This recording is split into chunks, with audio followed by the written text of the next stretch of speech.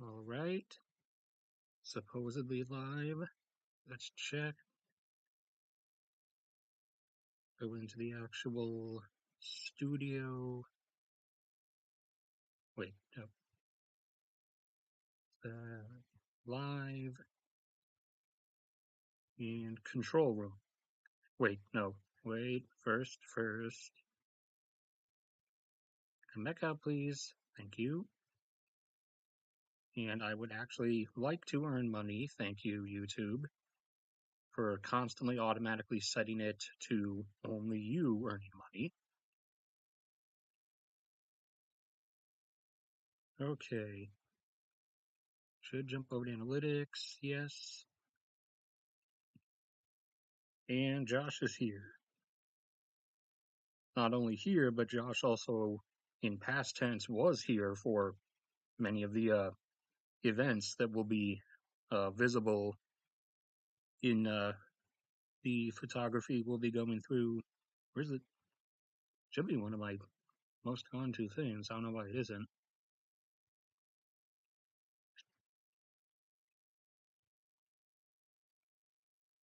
Oh well, supposedly 4 people already. I really didn't expect anyone to actually show up for this one. Like I expected this to get less people than the geography streams even. Like I knew Josh was going to be here because he's. I'm not saying like I have any metaphorical threats on him or anything, but I'm kind of forcing him to be here. So I suppose I could always reveal like uh, humiliating stories or something, maybe. All right, so we'll mess around for a few minutes. My bitrate is 0. Is it? What does OBS say? OBS disagrees, YouTube. All right, so I'm just going to assume YouTube is lying like always. So we have a few minutes, or at least I'll give it a few minutes to see who else shows up. Check some prices in the meantime, I guess. Lumber is still going down. It's actually back down to or almost back down to pre-COVID prices. As anyone who's here and listening, remember I told you about how Australia ridiculously shut down mining operations because of COVID, despite the fact that mine workers are always like at minimum hundreds of meters apart from each other and in closed compartments of vehicles. Well, California, where a huge chunk of lumber comes from, during the initial onset of COVID, also shut down a bunch of lumber operations where similarly the lumber workers are often like hundreds of meters apart from each other in the forest, but they still shut it down or at least reduced operations because of COVID risks in the middle of the woods. Silver still hanging out around 24, oil's around 75. Anything else? European gas prices right around where they were. Actually, they're a bit lower. They're down to like $22 or $23 per thousand cubic feet now.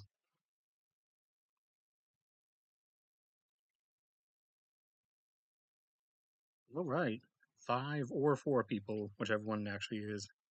Like I said, we'll start going through the photography rather in just a few minutes. I want to give what few people will show up some time to arrive. So I will show you a kept promise. Is it in downloads? I promised I was going to get it, and I did. Okay, I did finally stop being lazy, and I transferred the mining graph files like I promised I was going to. So I do actually have the global production rate mining graphs on hand now, despite the fact that I should have immediately transferred them when I started using the new laptop months ago. But I have them now, and someone from the USGS, the ones who make the yearly collective data for global mining rates of the different metals around the world, someone from the USGS got back to me and told me that that they will be releasing the yearly update with all the data and stuff, the MSC, For this year, they will be releasing it extra early, actually, at the very end of this month, either right at the end of this month or right at the start of February, as opposed to at the end of February, which is when they've usually been releasing it.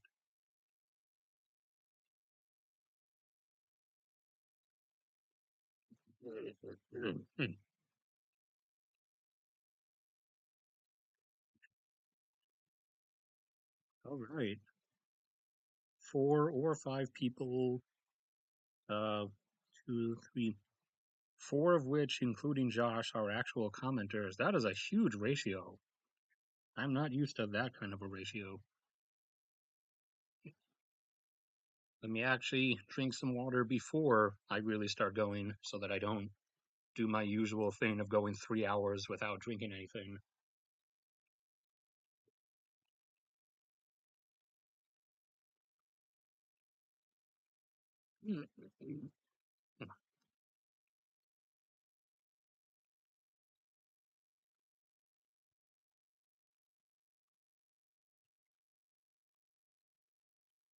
All right. I'm not really expecting anyone else to show up, so I'm probably going to start up. This is the. Hmm? Oh, dang. Thanks. $5 from RP Qbed. I've never seen you before, unless you're an alt account of the Nebraska person who keeps donating every stream. Thanks for the $5. That's like a whole Rudish Sport chocolate bar. Actually, I forgot I'm not home in Alaska. I'm trapped down in the lower 48 states. So that's like 1.7 British Sport chocolate bars down here. So I would prefer, even though chocolate back up home in Fairbanks is like $4 a piece, I would prefer to be back up in Fairbanks. But anyways, so the first early stuff that I was initially taking pictures of wasn't like what you would call photography. It was just me taking pictures of stuff initially and messing around because I initially didn't intend to like actually do photography until I started like enjoying getting good shots of stuff. So a lot of a lot of the early stuff was messing around and just taking pictures of cats because I like cats much more than people for the most part. And but then I started like taking actual photography, kind of photography. Not that I've ever been paid for it, but so actually, thank you for that $5. I'm gonna consider that. I'm gonna pretend that that's me actually getting paid to do photography, since that's never happened in the 8 years that I've been doing it. So 8 years of work for $5. It's finally paid off. But yes, this was Clyde. He was my parents' neighbor's cat formerly. He's gone now. He was, I think, 18 or 17. He had many different names. He was large, so he was often called Big Orange or Big Orange Love, and he was really photogenic. Here he was doing a belly show in the it was cloudy on the day I took this, but he found the one like beam of sunshine, as you can see. So he was warming his belly up in that, and yeah, and he was showing off his creepy third eyelid that cats have, of course. And this was Jessie. Jessie was my cat. She was also really my sister because for a lot of my childhood, my dad was off overseas working for PMCs after he got out of the military to make sure he earned enough money for us to keep everything. And so my dad was overseas, and my mom was often working at nights a lot of the time. So for a lot of my childhood, it was just me by myself at home with Jessie. And Jessie, like she knew she was the older, more mature one. and so she was always there, like very close by, usually sitting on the back of the couch, and she would just like watch me, and she would just follow me around and sit at not too far away, but not too close either. She would sit at like within arm's reach basically, and just watch, like watch over me the whole time. She is gone now. Also, she lived from April 15th of 1997 until February 19th of 2018. So she almost turned 21.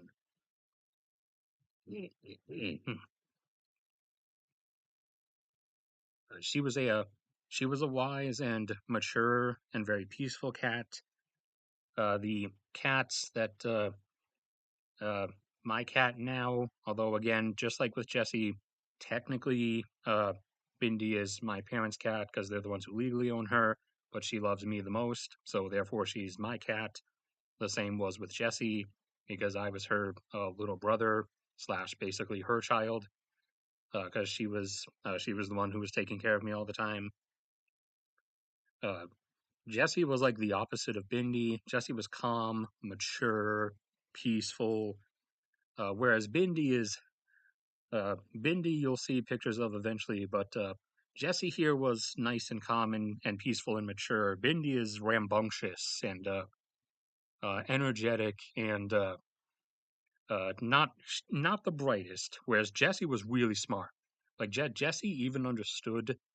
Jessie here even understood that the doorknob is what opens the door, and she couldn't. She doesn't have like she didn't have opposable thumbs, so she couldn't turn the doorknob. But when she wanted to open doors, she would actually reach up to the doorknob and try to like turn the doorknob. Whereas Bindi is not that bright. Bindi will just like kind of put her head against the door and just like slowly push further against the door, thinking if she just applies enough force, the door will magically open for her. But yes, this was wonderful older sibling Jessie,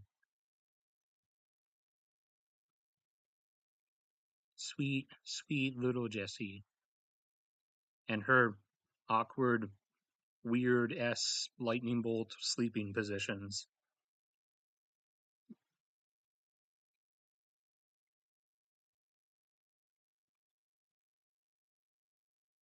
Oh yes, and she actually could curl up because she was a normal cat with normal body proportions, whereas Bindi's big and kind of has like an awkwardly shaped body and can't really curl up like that.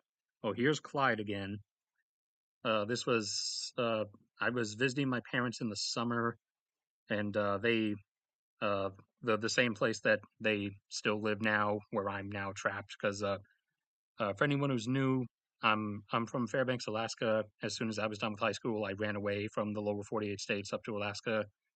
However, since 2020, 2020 to everybody, I don't have my job anymore, so I obviously was going to run out of income, so I ended up trapped back down here at my parents' place again, and I'm gradually attempting to gather up funding, like a time frame fund to return back home, assuming that I still don't earn enough from YouTube, which I probably won't, enough that I could like have a reserve to run several months off of until I hopefully, or well, not just a few months, but like an extended period of months until I get some kind of like part-time job up there.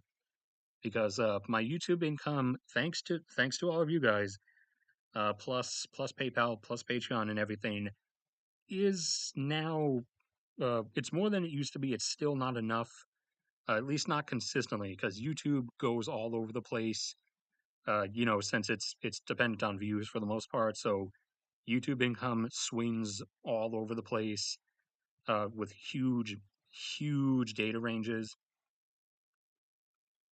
and or huge income ranges. I mean, and I to to like sustain myself back up home, despite what people initially think, it is actually cheaper up there than it is down here.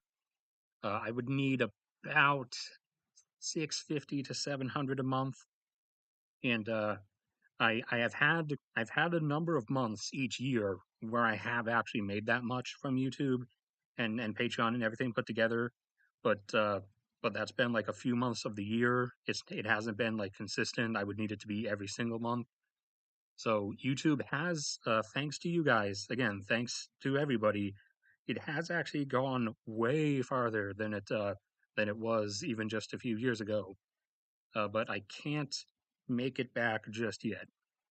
But yeah, anyways, so back when I was still living up home in Fairbanks, I came down to visit my parents for a month or two in the summer and for a month or so around Christmas.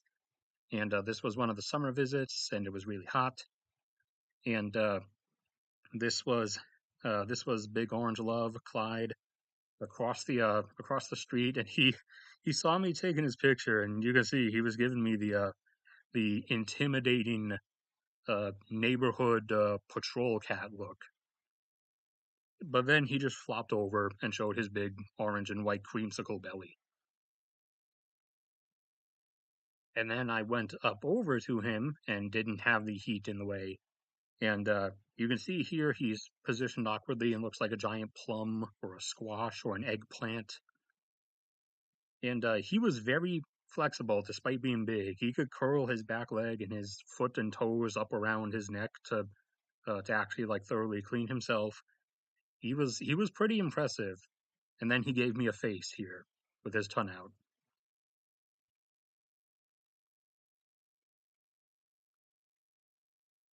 Yep. I'll see you around then. Oh, still five people though, or four. That is really, really unexpected. Oh, and this is Josh's cat, or one of Josh's cats, Sophie. And I posted this one somewhere, I forget where, but I creatively labeled it the face of evil, as this is the face that evil will meet you with. So Sophie was being, and you can tell this was in my early days where I wasn't really trying because you can see like grainy areas of the shot and everything. But Sophie was being very photogenic. She gave me a nice nose lick face. And I think this was where Josh was looking down at her from over the couch, and she was like not she was upset that he was interrupting her photo shoot. So she's giving him a dirty look, and you can even see one of her fangs showing off. I don't know if Josh remembers. Oh man, this hurts my eyes. I mean, I know I was just messing around. I was still treating it like just a camera, but it hurts my eyes. I was taking stuff that was had such photography noise in it. Because she's looking up. Yeah, she really enjoyed having a photo shoot. She just didn't like it when it was interrupted. Well, you could see her poofy feather duster tail. She has a very poofy tail, and she did it again. She loved doing the nose ton shots. Yes, Sophie, we all see you. Here she is contemplating life and evil plots as she rubs up against the leg of a table and doing the snaggletooth fang showy face.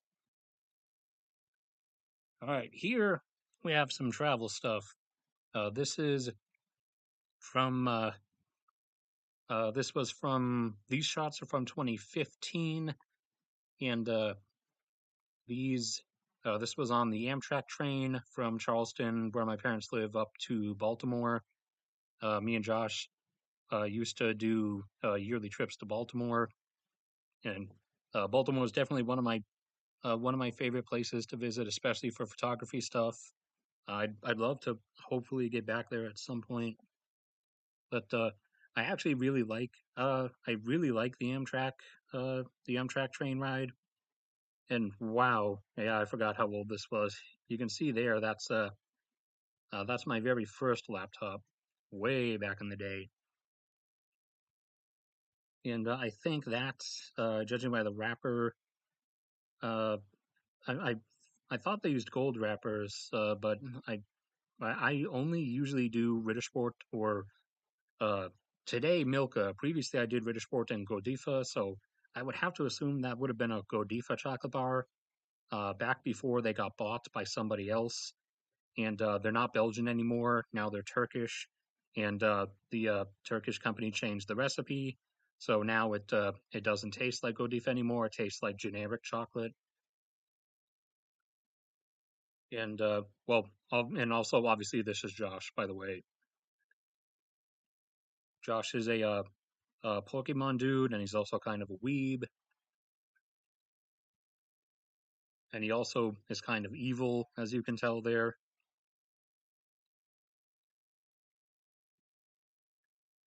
Yeah, the Amtrak passenger cars, at least for long distance travel, are actually really nice. If you're traveling more than I think just 3 cities, 3 stops, then you get in a long distance car, and they are actually really nice.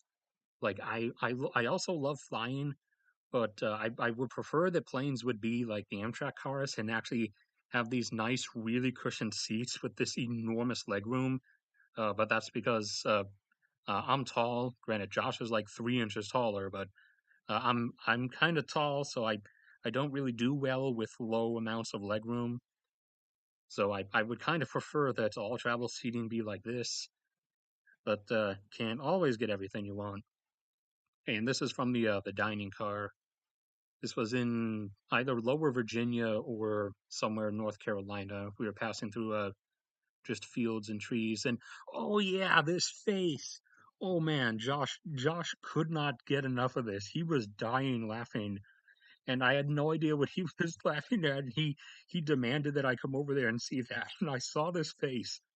This looks like a hunched, like old, decrepit woman. It's supposed to be this person's daughter in this drawing, but it looks like a decrepit old woman. Josh Josh was obsessed with that and told me to snap a pic, so I did. But yeah, this was the dining car, and oh man, you can even see on my computer the old DeviantArt setup. Man, I wish the old setup. They switched to Eclipse recently, and it's really dumb. But the dining car is pretty nice. And yeah, you can tell I was unskilled. I don't know, even unskilled how I let myself take something this bad. But this was Josh doing the stupid Illuminati triangle, and then this was our friend Kieran, who's from my state, Alaska, as well, except he's from Anchorage, and he started doing it with the eye in the center, and yeah, we were on a everything is a conspiracy, everything is Illuminati obsession at the time, and this was like one of the first photography shots I decided to take because I just liked the look of Kieran, our artist friend, like existing as just a silhouette against this lonely lamplight in the corner of the Days Inn hotel room.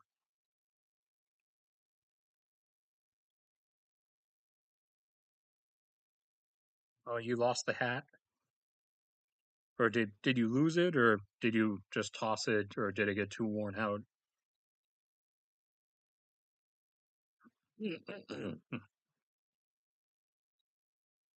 Nope, down to only 2 people, so I'm assuming Josh and one other person.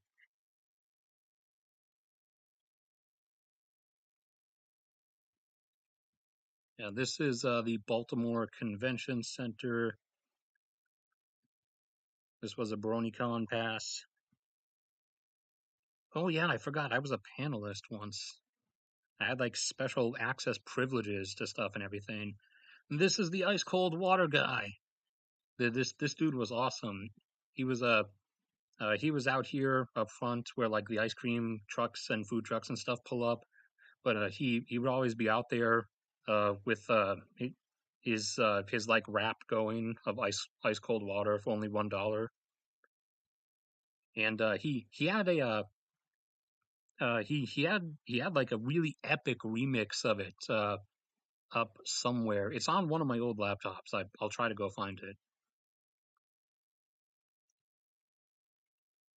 This dude, I forgot who this guy was, but he was from he was from like Germany or the Czech Republic, and he came all the way over here with this like actual like legitimate knight's plate armor. I don't know what Kieran was doing, but he just like fell on the bed at one point, and he was just like staring at the ceiling. And then Josh was experimental with food back in the day. And also, if you dared him to do something, he would just do it. So we dared him to wrap a fruit by the foot around a piece of pizza and eat it. And we meant it as a stupid joke, but then he did it. And then I looked over, and Kieran insists this wasn't intentional, but he was like looking over at me like he was gonna kill me for some reason. Oh yeah, and I forgot. I don't remember if this guy was specifically from Alaska, but I had assumed he was because he was carrying around a big stuffed salmon, and I was like, no one else except like a fellow Alaskan would be doing that.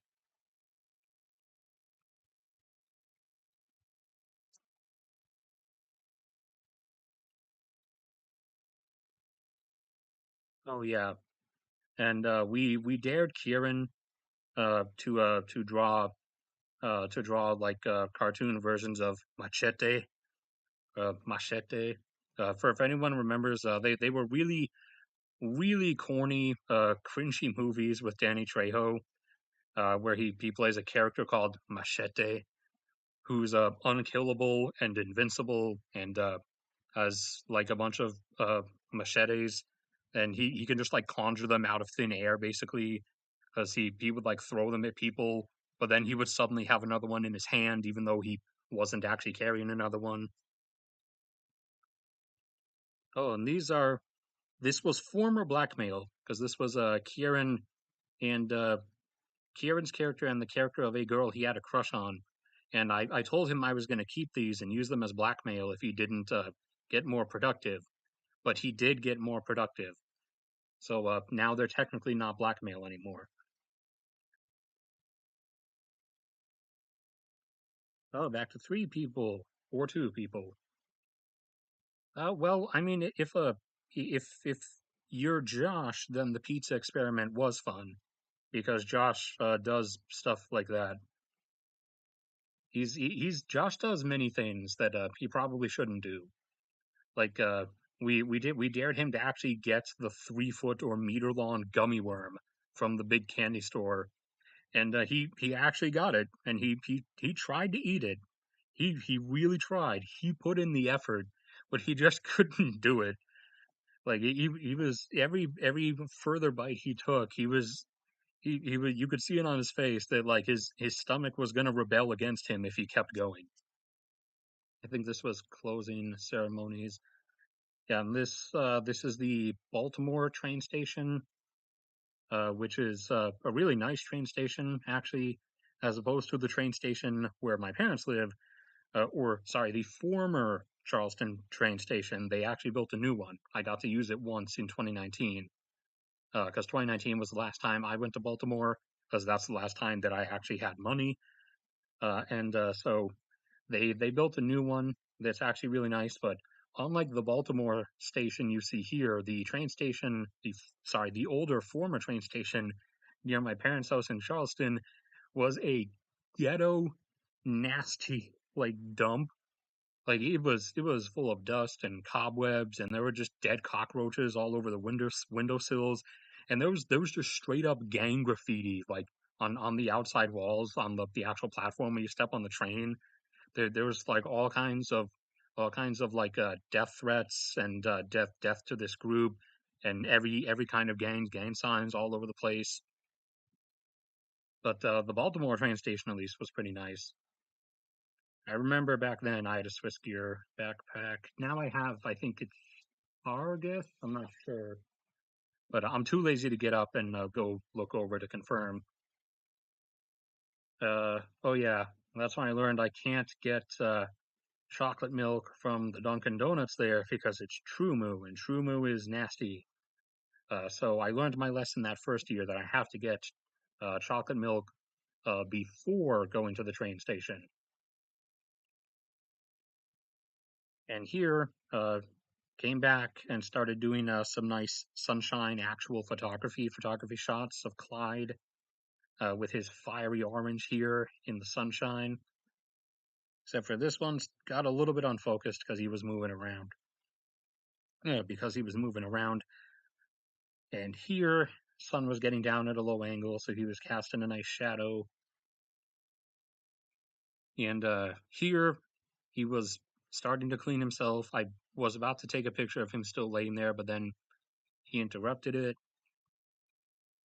And then he's giving me a dead to the world stare. And again, and this is or was his sister because he's gone. But this cat Chiley is still alive, and she didn't want her eyes seen, I guess, in this shot, but she did want to show her fangs and give me a one-eyed look until she realized that I wasn't going away. Then she gave up and opened both eyes. And Clyde is ever or was ever watchful. He was basically the patrol cat of the neighborhood. Delta, my favorite and most trusted airline. I refuse to go with anything else. Despite being from Alaska, I will tell you, as would many other fellow Alaskans, to not actually use Alaska Airlines. They are besmirching, they are dirtying the name of our state, and also they're not even really Alaskan. They like they do everything out of Seattle, and they've started migrating into lower 48 operations now, so they're not even really Alaskan anymore. So I prefer riding with Delta most of the time, and this was on the trip back up, and this was my former home that I have now been away from for 3 years, or over 3 years. This was my setup I usually had with everything, except with the PlayStation. I don't have that anymore because I got rid of my PlayStation and my TV because I don't really play games anymore. I think the last time I actually played a video game was in summer of 2019, so 4 years ago, 3.5 years ago, maybe.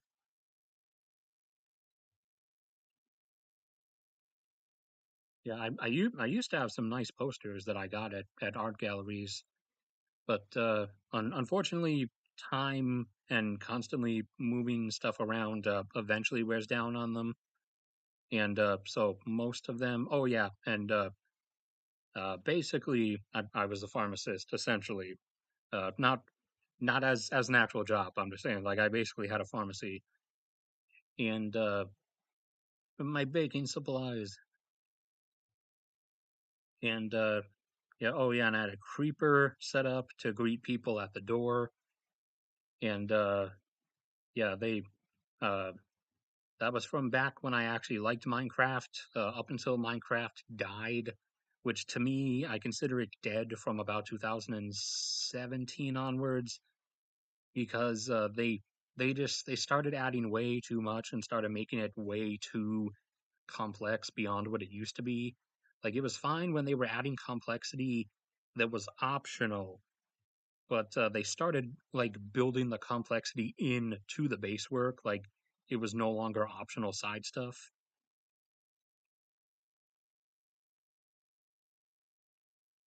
Oh, we're down to just Josh, I assume, or two people. I don't know. Maybe one of these two guys, Joel or Charles, is still here.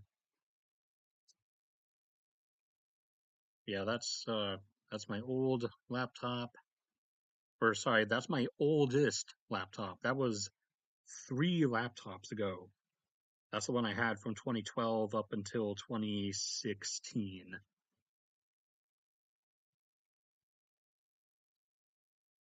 Yeah, that was my or this was my home. That was my bed. Obviously, I loved my room setup. Uh, Redken. Oh yeah, that's Redken hair gel. that I don't use and never actually used hair gel, but I got Redken as an ongoing joke from the first time we went to Baltimore because I had a bottle of it that someone gave me like left over from something or whatever I think, and I just liked the smell of it, kind of like how shaving cream like smells good. So I was constantly like joke sniffing it over in like a corner. And so at one point, like Josh like snapped a photo of me, and it looked like I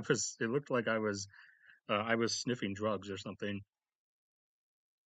Uh, Back in the old days, I back when I still trusted Nestle, I don't anymore, because found out that they are using child slave labor to harvest their cocoa over in Cote d'Ivoire, and they refuse to stop. They just accept the like $10 million fine or whatever they have to pay per year to whatever body it is that prosecutes them, and they just keep using slave labor.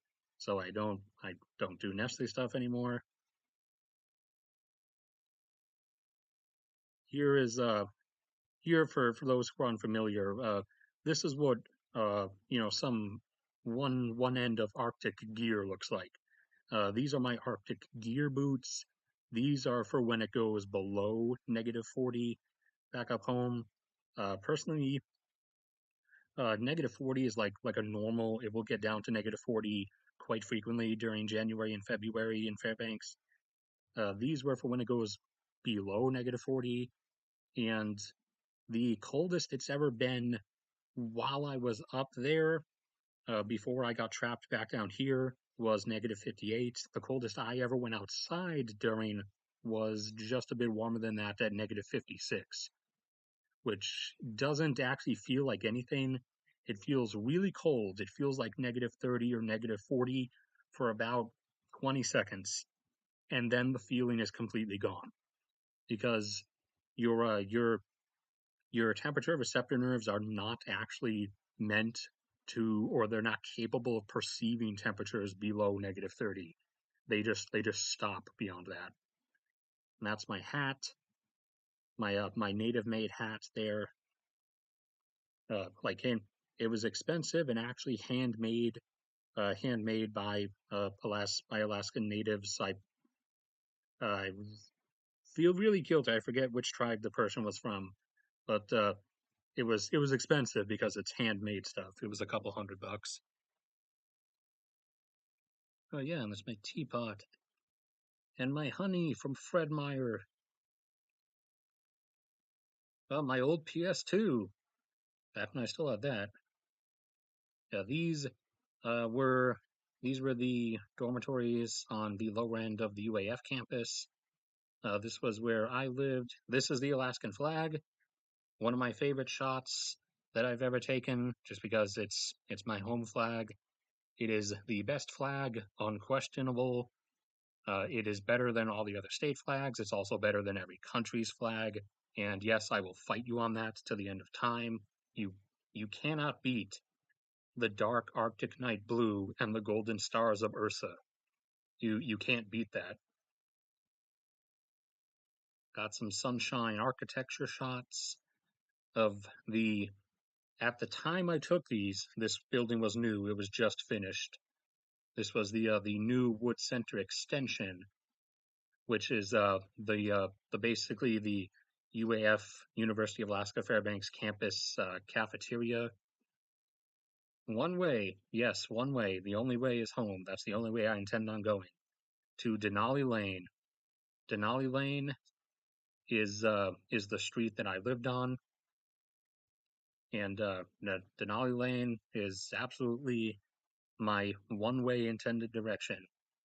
And if I can't specifically immediately get back to Denali Lane, then I'll get somewhere close enough.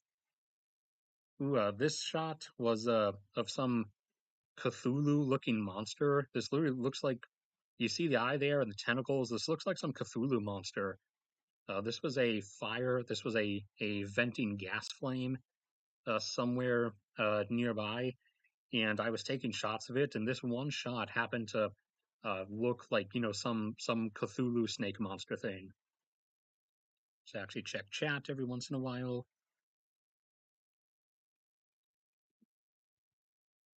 And yep, we're down to no one. Well, we're down to one or two people. I don't know which. One of which is Josh. So either one out of one people is Josh or one out of two people is Josh. This was the hill that connected upper and lower campus. I don't even remember what this was from. There wasn't any road work nearby. There was just a bunch of like concrete debris there for some reason, just in this one spot. These are my friends back up home, or at least a few of them. That's Dan, that's Casey, and that's the back of Connor's head. They were playing Magic the Gathering because they're a bunch of weebs and nerds. Oh, and there's one of our other friends. At least I think that's Jordan. It looks like Jordan. Jordan, the soulless ginger. I think it might not be him though. And this is one version of me back when I had auburn hair.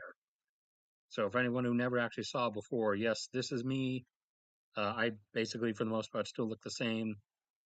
This is my preferred jacket, my preferred coat. It's usually the one well, back up home that I wear at many temperatures. Like once it goes down to about 20 and as far down as around -10, that's which is like the most frequent temperatures.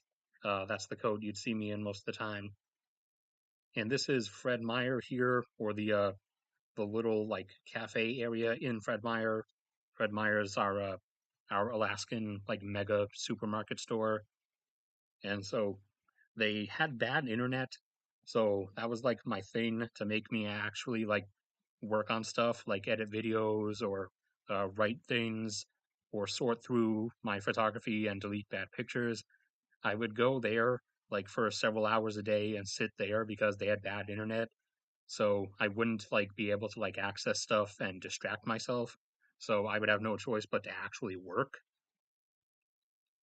There's Dan and Casey again, and there's Danny. There was Dan and there was Danny, and Danny was trolling me a bit and confirming that Full Metal Alchemist Brotherhood is the superior Full Metal Alchemist as opposed to the regular one.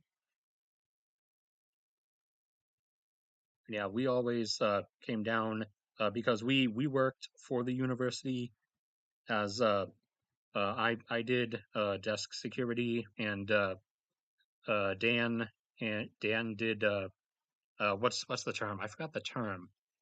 But there's a term like each floor in a campus dorm has like I guess a dorm master you could say who's older, who's usually someone older, like more adultish than the fresh incoming kids that are in there. So someone to be a quote unquote dorm master figure for the young upstarts that are coming through the university. And so we all worked in the same building. And so whenever one of us was like on duty at the desk, then the rest of us would come down and we'd set up like Smash Brothers or something. Because and for before you accuse me of not doing my job or the rest of us of not doing our job at the security desk was literally just to hit the red button on the phone that automatically summoned the cops. Like that's literally what we were paid to do. Because they their people seem to have an aversion to calling the authorities or calling emergency services because they don't want to cause a scene or something. So the university, like many other universities, realized that they can't actually count on students to call the police if something happens. So they started. So they started the whole desk thing and literally paid us to sit there and summon the cops if something happened. Okay, this was a hyper nerd moment. So they were watching esports because they're like, I'll admit, I'm not a normal person. Okay, I'm weird. I'm cringy, but like they were going all the way with the nerd stuff. And of course, all the top esports guys are all South Koreans because, that's the stereotype. And Dan was a sleepy princess, or at least that one time he was. Rittersport, aka the best chocolate. And Dairy Gold milk, our homegrown milk back up in Alaska. I really want Dairy Gold. I want my Dairy Gold again. The Blizzard, yes, this was the 2015 Blizzard, the November Blizzard, and it was awesome. It got so intense up to at one point that the light post out here, it was actually like swaying back and forth in the wind like a palm tree does in a hurricane. But we use a special alloy that's meant to be flexible like that, so our lights don't like fall down in blizzards like the lights down in the lower 48 states do. Even in like northeastern states like New York and stuff, they had a lot of stuff blow over in that blizzard in Buffalo. Like I'm really surprised. Like you guys down there also get like intense winter weather. Like you should be using like specialized stuff like we do. It would be, in fact, actually in Fairbanks we don't get blizzards a lot. We just get a lot of snow. So it would actually be more beneficial for uh people like in Buffalo and stuff to have, the specialized swayable streetlights and telephone poles and everything. But for some reason they keep using normal ones. But if I guess if you're not going to learn a lesson, you're not going to learn a lesson. Yeah, you can see the snow was blowing real nice there. It couldn't even get it to like a decent focus. And we had paths everywhere, or half paths everywhere, but some people were still lazy and would walk across the grass because it saved them an extra like 20 feet of distance. And I love making footprints in fresh snow, though. That was my footprint. And actually, from the more narrowed shape, you can tell it wasn't my shoe. It was actually my what's the term, moccasins. Because on top of the native hat, I also have nice insulated moccasins that I would wear around if I wasn't going to be going out anywhere. Like if I was just staying home, I would be in my moccasins most of the time because they were pretty well insulated. But I wouldn't like put shoes on or anything if I was just stepping out for a minute to snap shots or to stomp around in the snow.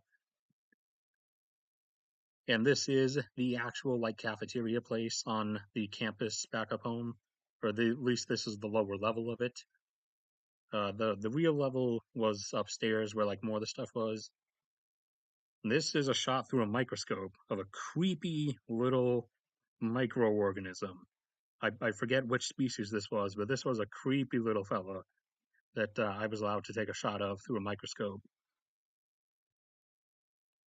That it's small enough that its legs are even transparent, or most of its body is transparent even. That was in the Muri building, which is the biology building, both for biology classes and for research. And this was obviously a bench that I swiped the snow off of half of it so I could take this half on, half off shot. Footprints. And I don't know if you can tell, but this is I have a Lucario hat, and this is my Lucario hat, and I was wearing it, and I didn't realize the flash was on. So I took the picture, and I know Josh is gonna see what I'm talking about immediately. And the flash went off, and it literally, my hands are up because I'm holding the camera. It literally looks like I'm Lucario doing the move Aura Sphere. This was entirely unintentional. The flash was because I came back inside, so I was supposed to turn the flash off. But like you can see, I was using the flash here, obviously. I was supposed to turn it off, but I forgot to. And so I ended up casting Aura Sphere. This is one of the max buses. This is one of the less used routes, so it's a smaller bus. This is the either the blue or the red line, one of the ones I use the most frequently. The blue and the red line run in opposite directions around town in a big circle, and then the orange line, I think, is the one. Orange or purple is usually the one I take to get to the nearly free clinics, because as I said, stuff's actually a lot cheaper back up home. One of the reasons is because we actually have really cheap healthcare. The state does cover a fair amount of things because, unlike most other states, we, Alaska, actually have money, especially during the last basically since the post mid 2000s, since commodity, especially oil and metals prices have gone up, which is where we make most of our state revenue and thus taxes from. Uh, we've had a lot of money, and so we're able to afford a lot of nice stuff, including decent public transit. I love getting snowfall shots around lamp posts. This is from this is a bat. It's a bat shot, but it's while I was in the bus and rolling across the upper portion of the hill, and you can see the rest of the town down there at the bottom of the hill as a collection of lights. Stop requested. More snow, and I forget what this was. I think it was Venus because it was just after sunrise, and uh, so Venus is usually still around just after sunrise. And I wasn't really good at holding the camera steady back then, and I also didn't have a tripod yet, so it ended up just like wobbling around like that. More snow, snow picnic. Yeah, it worked really nicely on our like benches and picnic chairs. It will fall in these nice like perfect straight edged square or rectangular sets just sitting on top of everything. Probably actually look at chat. Josh is still here, of course. Supposedly one other person is, or no, or nobody. I don't know which one of these numbers is supposed to be correct.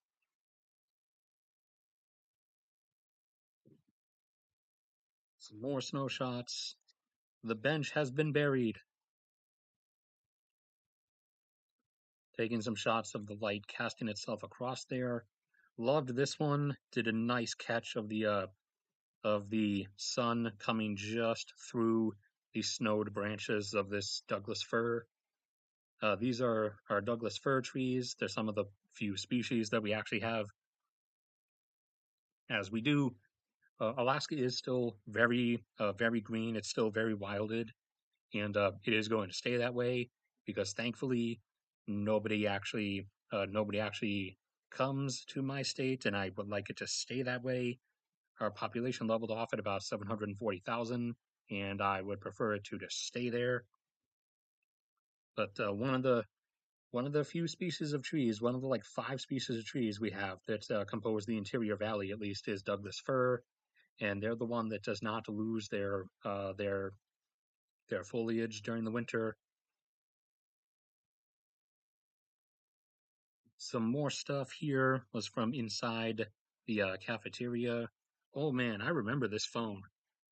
I remember back when I could get a phone this small, like an appropriate size. Now all the phones that are available, even the smallest ones, are these giant iPad-sized nonsense. Oh yeah, that was my first laptop, like I already said. So this was when it was starting to come apart. So that's about when I placed my order for my second ever laptop.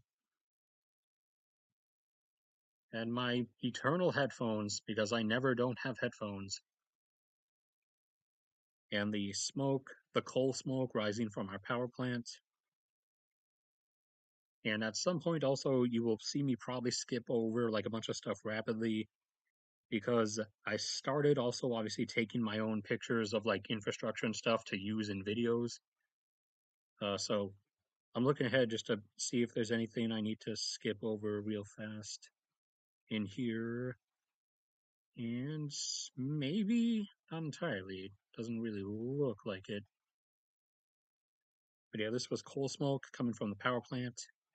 As in Fairbanks, our power is generated from three or technically four power plants, and a lot of it is coal. There's the larger coal plant over on the east side of town that's about like 60 to 70 megawatts, and then there's the one on campus, which is about 12 megawatts.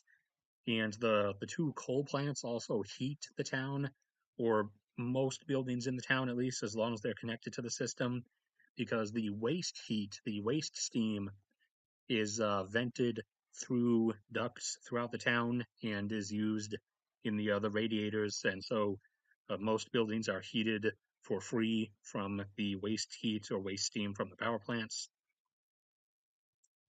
And the other one is a diesel plant that's like a backup boost to give extra power if we ever have extra power demand.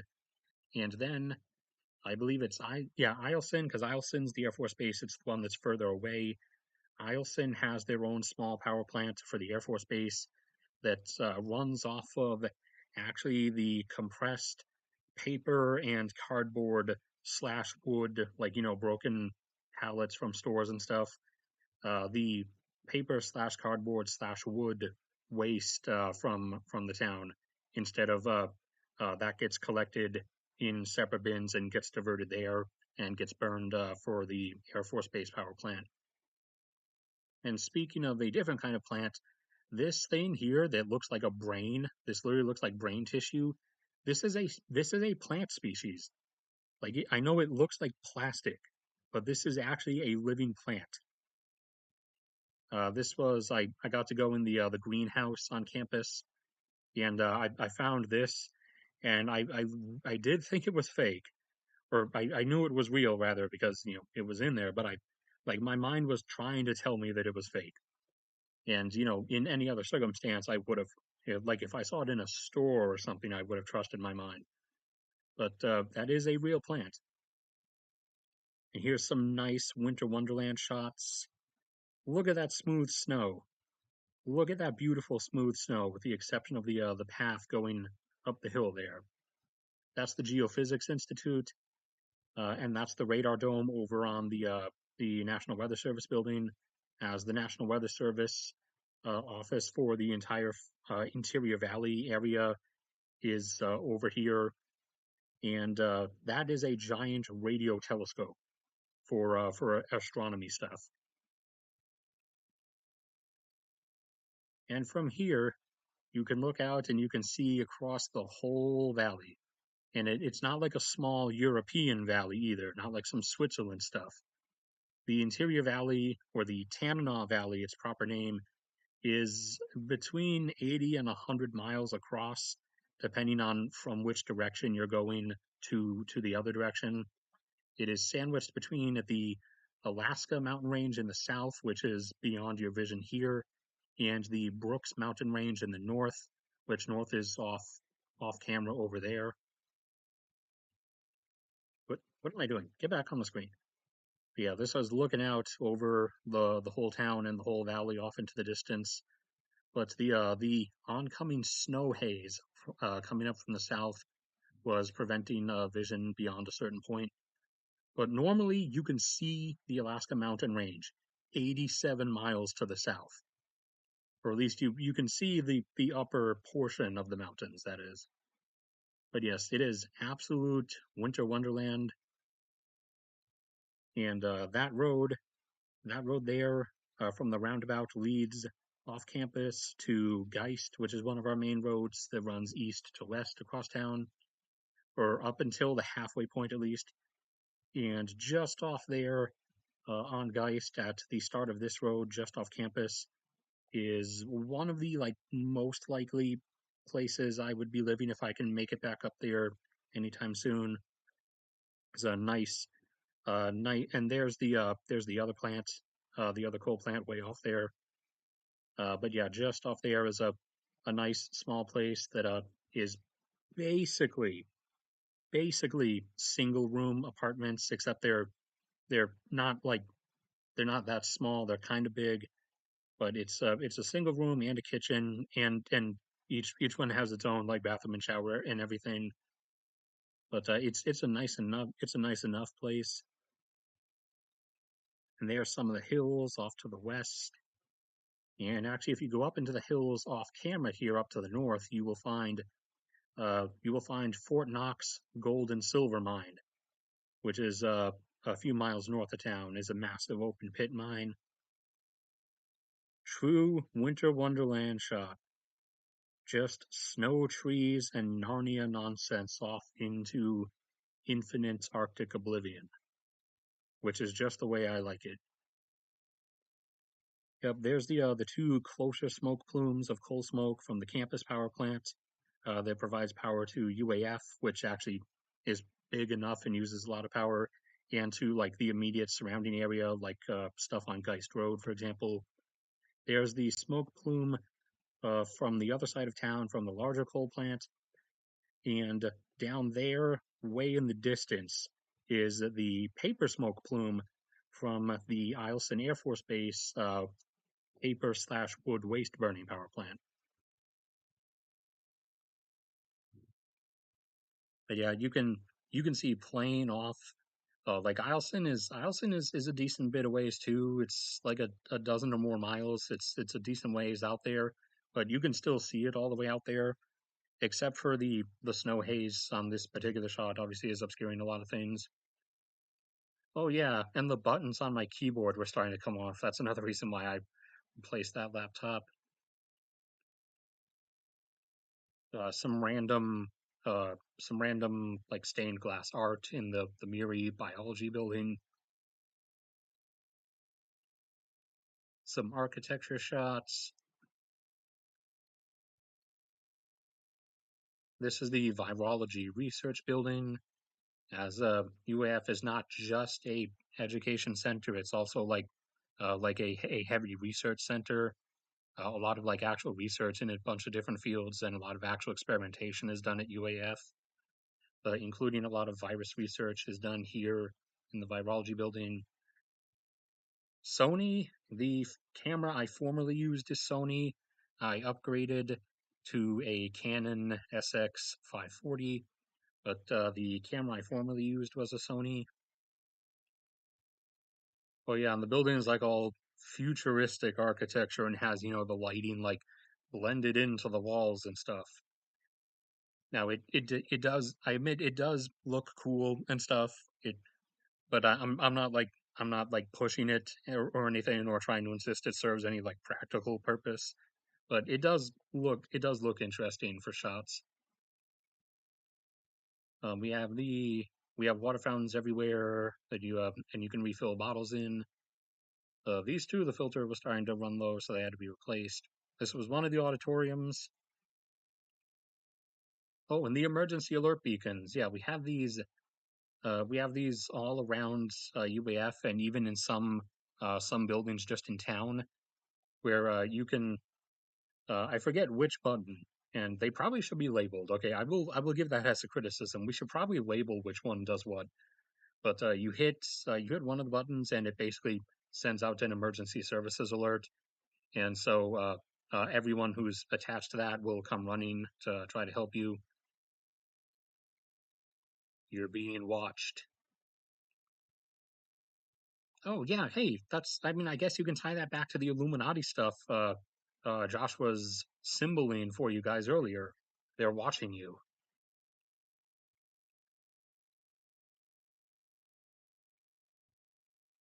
Ooh, this was the octahedron I made with all the magnet stuff.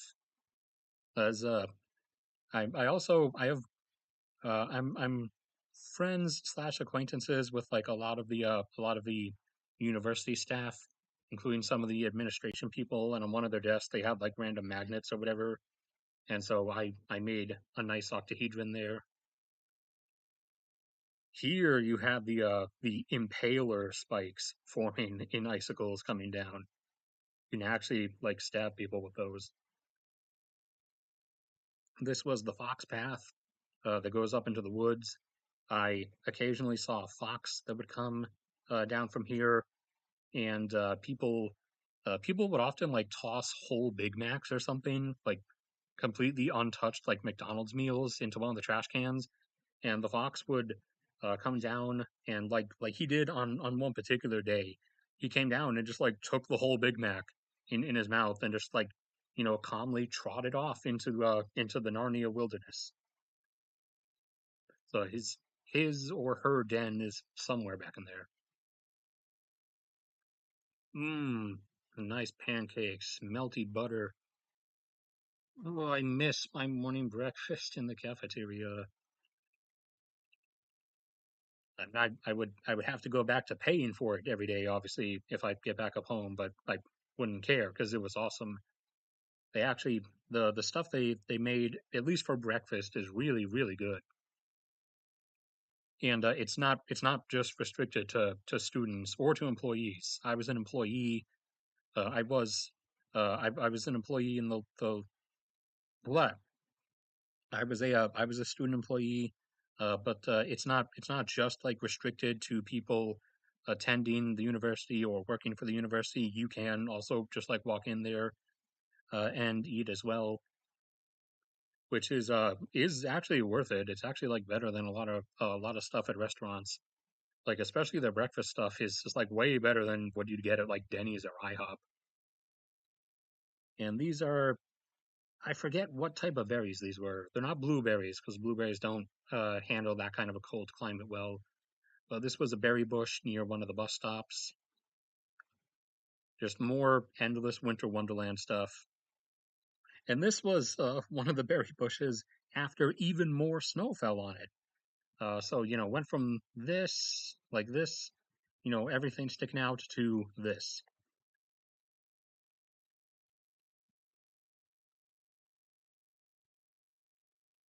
And it was windy after this snowfall, so you see these like ribbed or like ridge line formations, like you see on a beach that gets like a lot of waves. And this is someone who has not touched their bike for quite a while, as it had almost a foot of snow on top of the seat. Here's more of our futuristic lighting. And we do stamp our polar bear, our Nanook symbol on absolutely everything.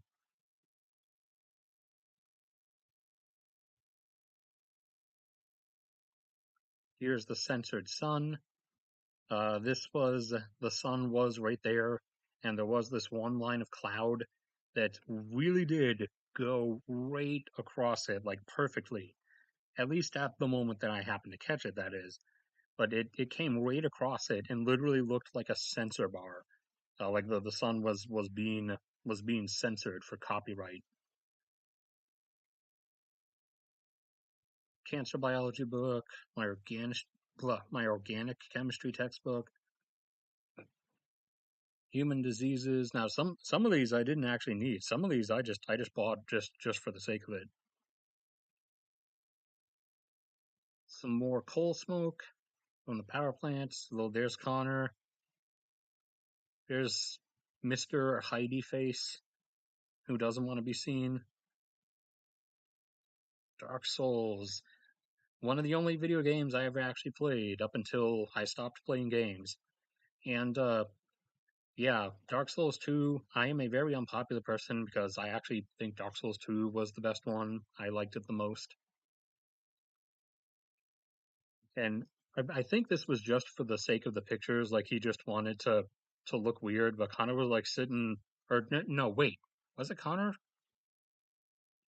No, no. Okay. Okay, I'm confusing him. I'm confusing him with someone else. Hold on. Hold on.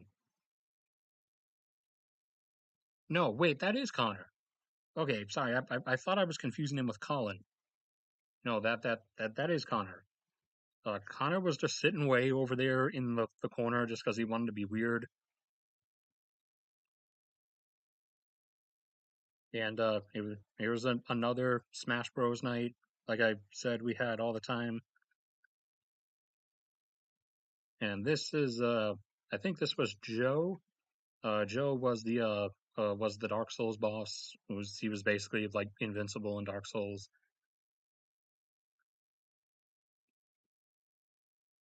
Dairy Gold. I really, really miss my Dairy Gold milk. Oh, and my new laptop box. And my Subway. This was in my Subway. The Subway I truly identify as my Subway, which is the Subway at the MBS building. I know all the workers there, assuming they're still there at least. They know, and after years of going there, at least they know what I want, and so I never even like really had to say anything. and they always knew, like they could tell by my mood how many cookies I wanted and what kind. I had such a nice setup going, and then 2020 happened. This this is real, and there's nothing holding this up other than its own uh, snow bonded integrity. This actually can happen. This is just a formation of snow hanging from this tree, not being held up by anything other than its own bonds with itself. Ooh. Oh man, we have 5 people. Dang. Sorry if you guys missed the earlier stuff, although a lot of the earlier stuff was personal memories, not too much like photography level photography. Get wrecked, Swiss. Absolutely. I mean, I'm not saying Swiss valleys aren't like lovely or anything. Swiss valleys are pretty nice. I mean, I got to go to one when we on one of the trips to Europe. We did two way back in the early 2010s. No, 2009, 2011 were the trips to Europe. One of which was entirely in Germany, and one of which was Germany, Switzerland, and like 20 meters into France, and then back. Get right Swiss, so smooth. Second Jim's comments.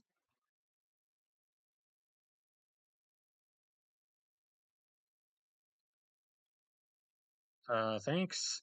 I mean, I assure you, I'm not giving you anything like unique. I am literally just I'm literally just looking at and showing publicly accessible data, and then saying something like it's going to lead to X, Y, and Z. Whereas a lot of, I mean, a lot of times you'll see otherwise that no, X is just going to be infinite or something like that. But I don't have like special like access to anything that is like exclusive or whatever. Nikon P950. I currently have a SX540 Canon, which is it's a 50x zoom on its own. It can do a mild digital enhance up to 200x zoom, but it starts to lose its quality because it's a digital zoom after that. But it can go up to 50 times zoom on its own, which is much farther than these are from the old camera I used from the Sony, which only had 15x. But I mean, it was my dad handed it off to me for free after he had been using it, so I mean, I wasn't gonna complain. Ooh, we have the fallen leaves from the aspen trees and the birch trees up along the path up the hill, slowly getting buried under the snow. And here the sun has gone behind the hill, because back up home, uh, by the time you get into the winter months, the sun is only up for about 3 hours a day, and it arcs just above the horizon, like along this cloud line here. It arcs from west across to east, but on the southern horizon. And the bobcats. See, this is how you do things. None of you guys in the lower 48 states seem to get this, and even Canada doesn't seem to get this. They're the only other places that seem to understand this are the northern Scandinavian countries, plus Finland. So no, Norway, Sweden, and Finland like understand the secrets of snow clearing, but no one else seems to get it. The answer is you don't sit there like Buffalo and just let 3 feet of snow fall and then try to plow through it. The secret is you constantly clear it as it's falling. So for clearing sidewalks and stuff, we had bobcats, and they you do your runs like every few hours as the snow is falling. You don't. That's how like Fairbanks doesn't shut down. I'm not even actually kidding about that. We do not shut down. Like nothing ever stops. The only thing that stops everything is freezing rain because it creates a slick ice sheet immediately, like too fast to be countered.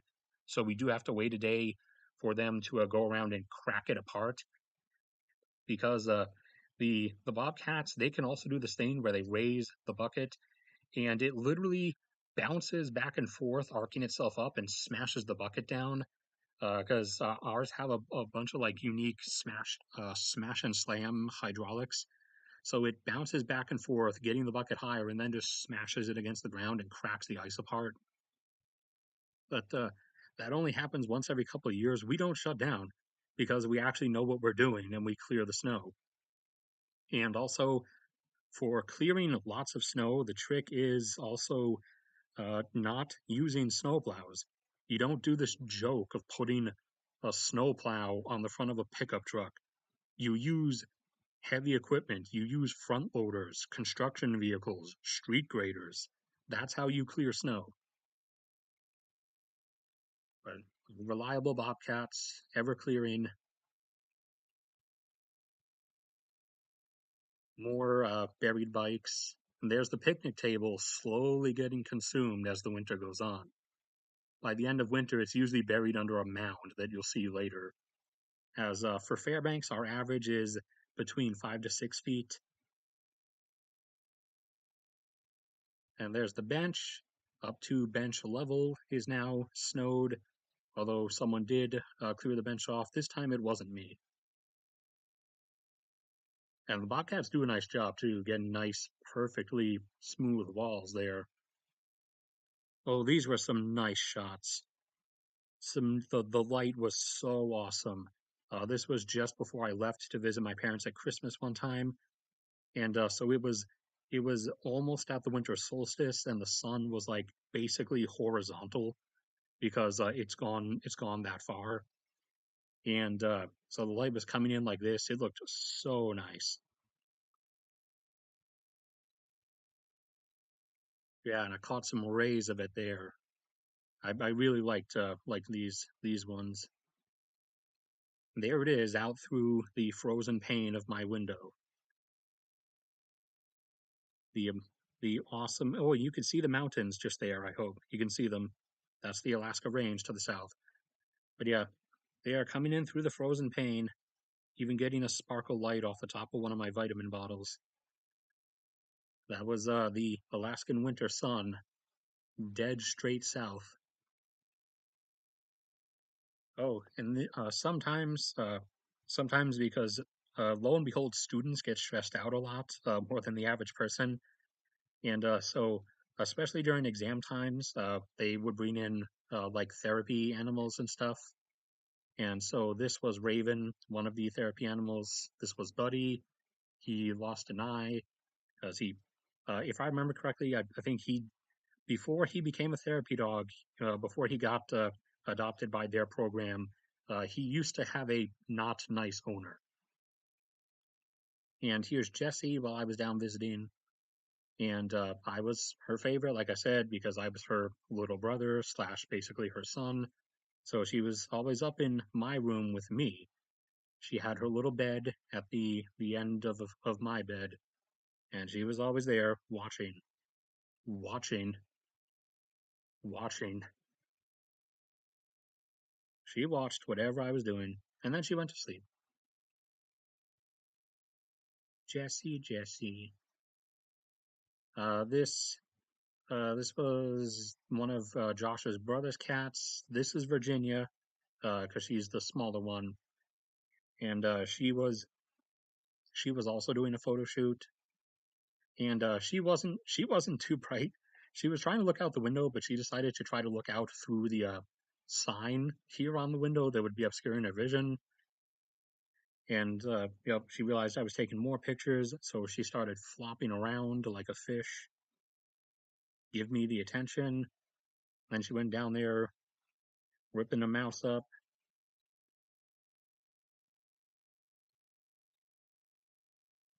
And there's Josh carrying Virginia and more Virginia. And oh, darn, I didn't get her brother. I think I got her and her brother in a both in one shot in a different one. Here's Jessie, peacefully asleep at the foot of my bed. Sweet Jessie. And this is just some nonsense I took. I was just snapping random shots when we were visiting my grandparents in Myrtle Beach. Unfortunately, I've always wanted to actually go down to like the actual beach in Myrtle Beach where all the high rises and cool looking stuff is and take shots down there, but I've never gotten to yet. And just some nonsense night shots. There's Clyde, ever watchful, the vigilante of the neighborhood. He was basically Cat Batman. He'll come after you in the dark of the night, or he would. Oh, see, oops, what am I doing? Get back on screen. He was giving me a salute of acknowledgement. He lifted his tail there as he heard the clicky sound of the camera. Look at such the regality of his stature. Look at that regal stature, that pose. He knows what a strong, ferocious beast he is. You can see him contemplating doing some damage to me. Oh, Clyde. This is around my parents' neighborhood. That's my parents' house where I'm currently stranded. Up here specifically, I live in the upstairs room. Oh, those are the old mailboxes. Oh, and you can actually see kind of the green tint to the wood that I talked about in my How the Different Metals Are Used video, if anybody saw that. That is arsenic chromate. It's a arsenic and chromium compound that's mixed in or washed into wood if it's like infrastructural wood that's going to be outside. And that is what keeps termites from eating it and other pests.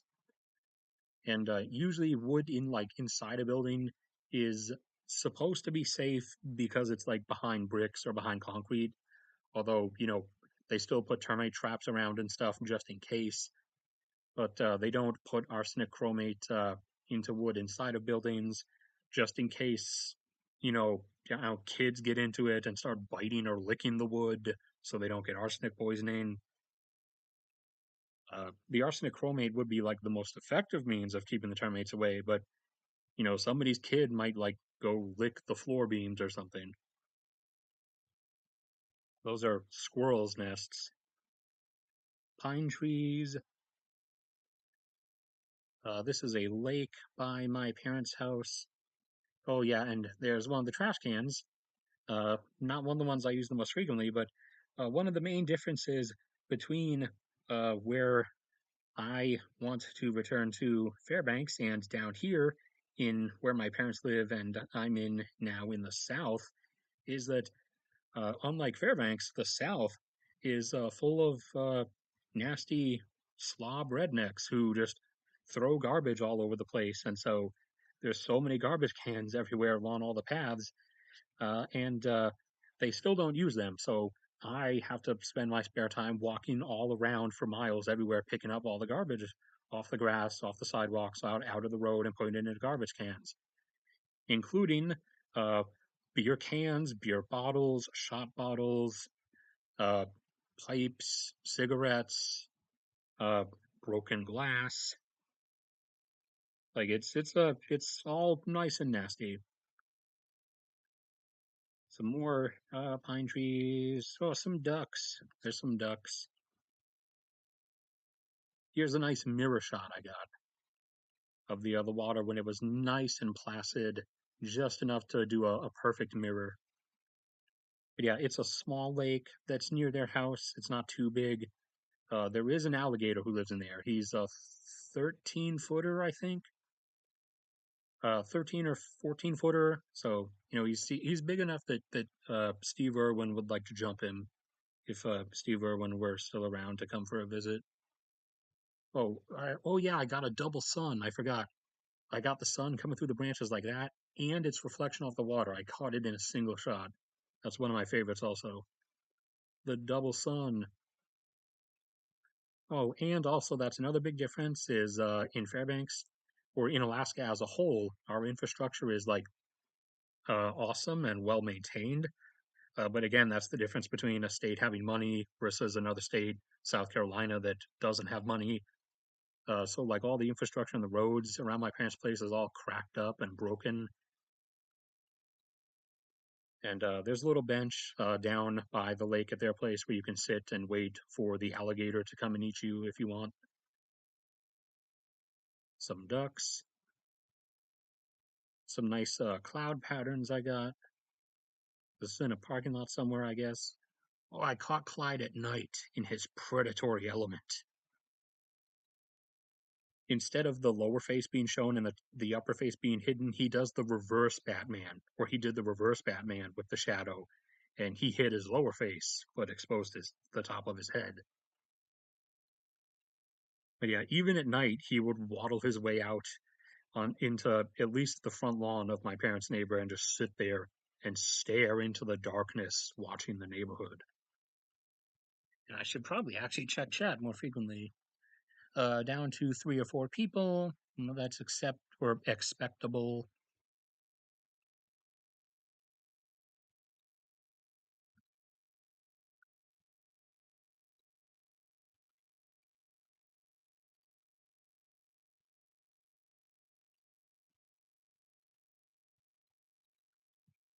All right, Jim's out, I guess.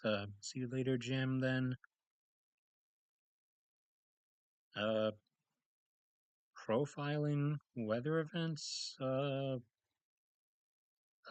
don't necessarily do weather. I, I do, I speak about it when it's like specifically connected, uh, to, uh, to then following effects like an energy disruption, uh, or, or like when the floods in western Western Canada were disrupting lumber and mining operations, or in the case I did most recently, when the flooding rains in California are refilling a lot of the reservoirs. When it's actually specifically like effect connected, then I will obviously speak about it, but not just like in and of itself. But back to the airport, I was heading back up home. This is Atlanta. I recognize that control tower anywhere. So to go between home and my parents' house, the journey is Fairbanks down to Seattle to Atlanta and then to Charleston. Occasionally being Fairbanks to Minneapolis or Fairbanks to Detroit and then down to Atlanta and then over to Charleston. Although I have learned my lesson to not do Detroit or Minneapolis because they're not photographer friendly. The jetways, the walkway things you go through to get onto the airplane, they constantly put them like straight across every single window and get it as close to the window as possible so it obscures the most view. Whereas in Atlanta, they leave a lot for you to see, and they even have like up here, this isn't one, I'm just like saying, for example, up here on an upper floor, they have viewing windows you can look out of, and Seattle does as well. So they're a lot more photographer friendly in those places, whereas Minneapolis and Detroit are not. So I avoid doing Minneapolis or Detroit. Delta, absolutely love Delta. Nice shot of the parking spot for aircraft there.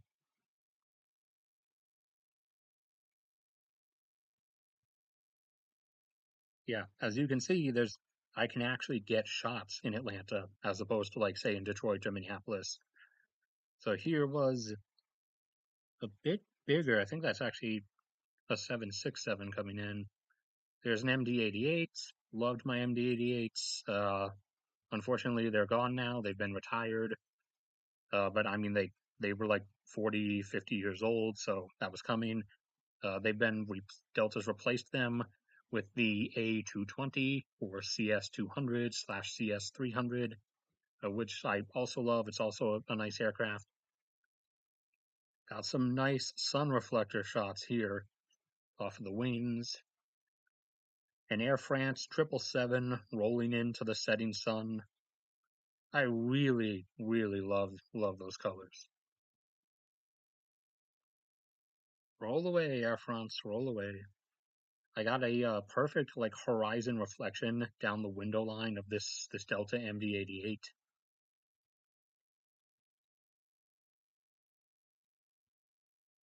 And not a silhouette. You can still see like actual colors, but a semi-silhouetted aircraft climbing up into the sunset skies. Ew, I forgot that was that blurry. There goes the MD-88. There goes another aircraft. And I mean, it does. I accidentally caught like the edge of the window, but it kind of looks like it's going to fly into the abyss.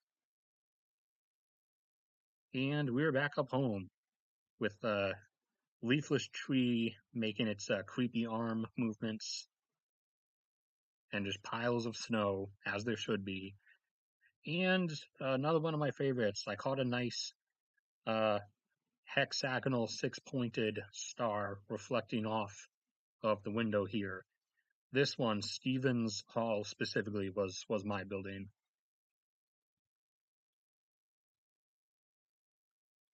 Some nice rays coming down right directly above the picnic table. There was some aircraft making a really wide turn, and it's these look like the X's of DNA chromosomes that the contrails it was leaving behind. They started like altering and started looking like DNA chromosomes. Some more snow shots. Love my snow shots. Look at that snow. And started getting some macro or some really close up shots of the snow. To actually see the details. You can see like the individual like flakes and collections that compose it. I was looking out a window down at the that same picnic table. This was what the hallways look like inside. That was the emblem for my room at one point. That was the emblem on my room at another point. Actually, they were both up there at one particular point because I kept that one from a previous year. 314, that's me. That is my residency. That is forever my residency. Not really, unfortunately, obviously, but I proclaim it to be. In much the same way that China's economy only grew by about 3% in 2022, but Supreme Leader Xi Jinping has decreed that it actually grew by 5 to 6%. So, I mean, who are you going to believe? Math or a decree from the Supreme Leader? And there's one of the Max buses at one of the main bus stops. There's some nice prison bars falling across there. This was the central campus area. This is one of the main university buildings here, this big concrete fortress. And during the winter, the picnic tables that are normally outside are stored up against the wall here. So many footprints, and so many of them left by me for the sake of this shot. Basically, I just walked around and made all these. Got a nice shot here where I managed to get the sun just on the edge of this abyss cutoff. And then another one here with the stuff poking out of the snow.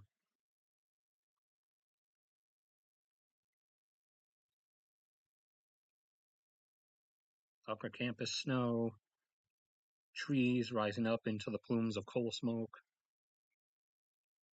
Coal smoke actually kind of smells really nice. It's similar to campfire. It's similar to campfire smoke. For anyone who's ever been camping or I guess burned a log in a fireplace, it smells very similar. Although it is definably different. Like you would know that it's something else, but it does smell really similar to that. I'd say it's like 30% different. It is unique, but it smells really similar to like campfire or fire log smoke. This was after some freezing rain, I think. There was a definitive ice layer there you can see. some more snow, a nice shot of the light falling across the snow, and that's some muddy snow because they were I forgot what they were doing, but they were digging up some of the grass and dirt there to do something with some of the stuff in the ground or whatever, so it dirtied some of the snow.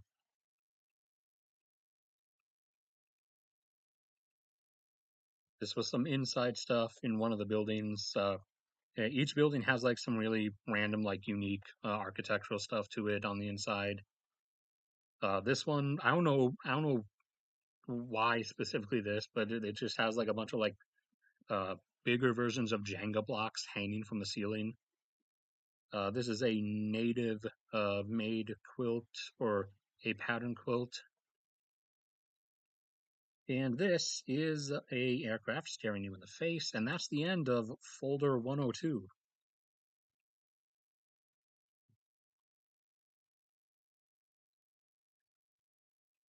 Oh man, we got back to five people, or we were at six or seven ago.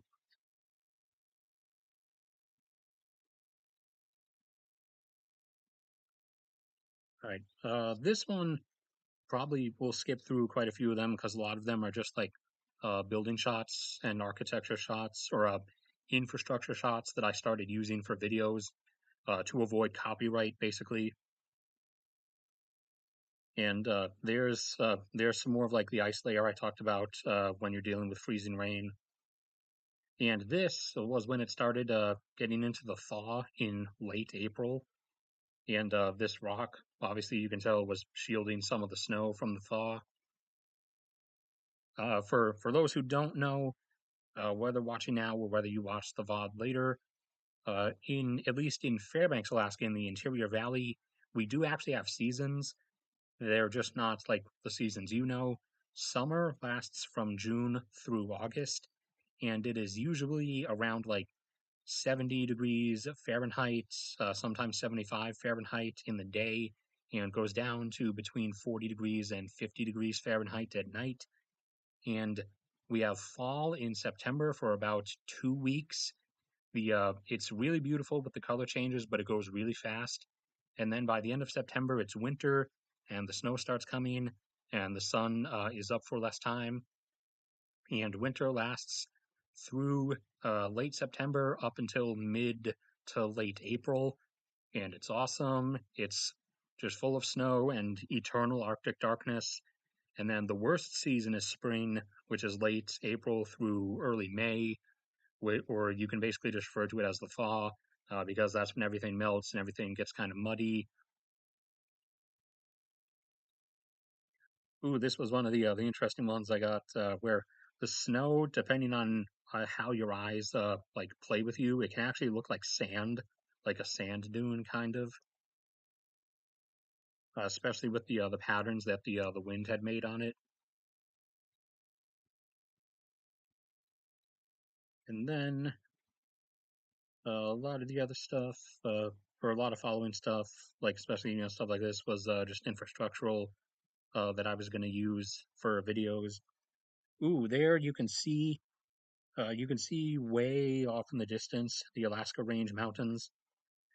These are about 87 miles away. So you are seeing them very far away. You are seeing the portion of them that comes above the horizon, and they don't look tall. They look kind of, because of that, obviously, because of the distance and the angle, they kind of look low and fat instead of, as tall and mountainous as they actually are. But it's not complaining. It's really, really, really awesome to be able to see them all the time. Started getting some dusty footprints. This is just inside Fred Meyer, and these are the guides to the bus system, the Max Transit, which is our Fairbanks City Transit that I really miss. I want to go back to riding because it was awesome to be able to just hop on and off a bus with no hassle, not relying on anybody's vehicle or anything. And that looks like the first, yeah, that was Targus. That was after I switched to Targus backpacks. This is just outside Fred Meyer. Fred Meyer. This is Fred Meyer West, aka the best Fred Meyer. This was a mode. Here's a motivational picture for you guys. How about that? Step up. Just like oh, there's me when I had blue hair. Uh, just like who is it? Who was it? Shia LaBeouf. And just do it. Yeah, there's blue hair 2016 me giving you a peace sign. How about that? Here you go. Here's a nice wide shot of the Alaska Range way off to the south, with an airplane taking off. That's not a bug. That's an airplane way in the distance, because that's the runway right down there. And here's zoomed out for you. There's the Alaska Range, beautiful Alaska Range.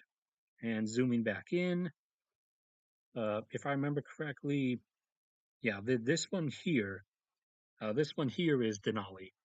And again, like I said, this is from 87 miles away, so they're angled off, and they're angled away a bit, and they're very crunched because they're so far away. So it doesn't look, like a mountain. It looks kind of wide and fat. But that is Denali, aka the for those who don't know, Denali is the tallest mountain in North America. And some people may still try to tell you it's Mount McKinley. Its name is not Mount McKinley. McKinley was a senator or U.S. Congressman from Ohio, not even from Alaska, who wanted the mountain to have his last name. And for some reason, the government just agreed for like 70 years until recently we finally decided no, some random dead senator who isn't even from the state doesn't get to have a mountain named after him. The mountain's name for thousands of years was Denali, so the mountain's name is Denali. Way distant mountain shots. Yeah, sorry it's like kind of hazed like that, but that's what you get when it's that far away. So that's why I was talking about that road. This road going that way is Geist, and just off there is one of the most likely buildings I would potentially live in if I can get back up.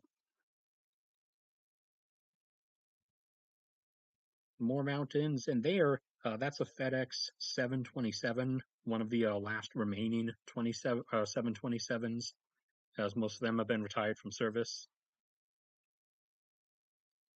So here is the non winter snow obscured view. You can see straight across the valley. This is the massive Tanana Valley. This is home, and I forget what that was. I don't think something was actually burning. I think that was the fire department was doing a practice fire or something. This is the Reichard building, one of the buildings on the UAF campus. This is the chemistry. This is the chemistry slash physics slash some math classes building. And those are just some of our cell towers way up on a hill. Oh look, the Illuminati's watching you. They're still watching you, Josh. Here's a reflection of some power lines in a puddle. There's that concrete fortress building I told you about. This is the library. This is actually the biggest building on UAF's campus. It's 6 stories, 3 above ground, 3 below ground, plus a secret 7th below ground one that is basically like a vault of a bunch of historical and scientific archives, special like insulated protective vault.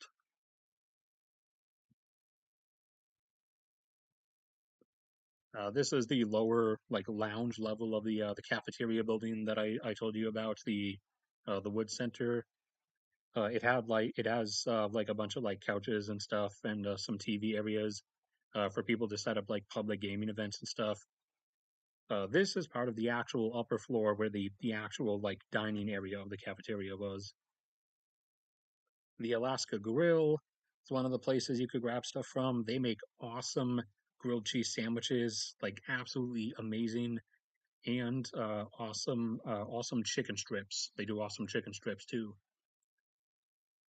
Here's a further expansion of it. That is the back of my psychology professor's head from my psychology class back in 2016. and we had a lot of Air Force and Army guys from the bases would come in to eat here because it's actually like I said, the food that the campus cafeteria makes is again, it's not just for students or employees. Anyone can come in and eat, and it actually is really good. Specifically breakfast. Their breakfast is the best. And HP, because I exclusively use HP. And a lot of some are made in Texas, but a lot of HP products are made in Mexico, in I think Guadalajara. And the Mexican made HP products are absolutely amazing. They are very robust compared to the ones that say come from China. Like the ones made in Mexico, I accidentally one of them I accidentally have dropped on concrete several times, and it did make obvious cracks, but it did not like damage it. It still functioned perfectly fine. It had like no like interrupting damage to it. It just had cosmetic damage. Here's one of our fire trucks, and you can see the elevated tire setting. That's for when it starts going through snow.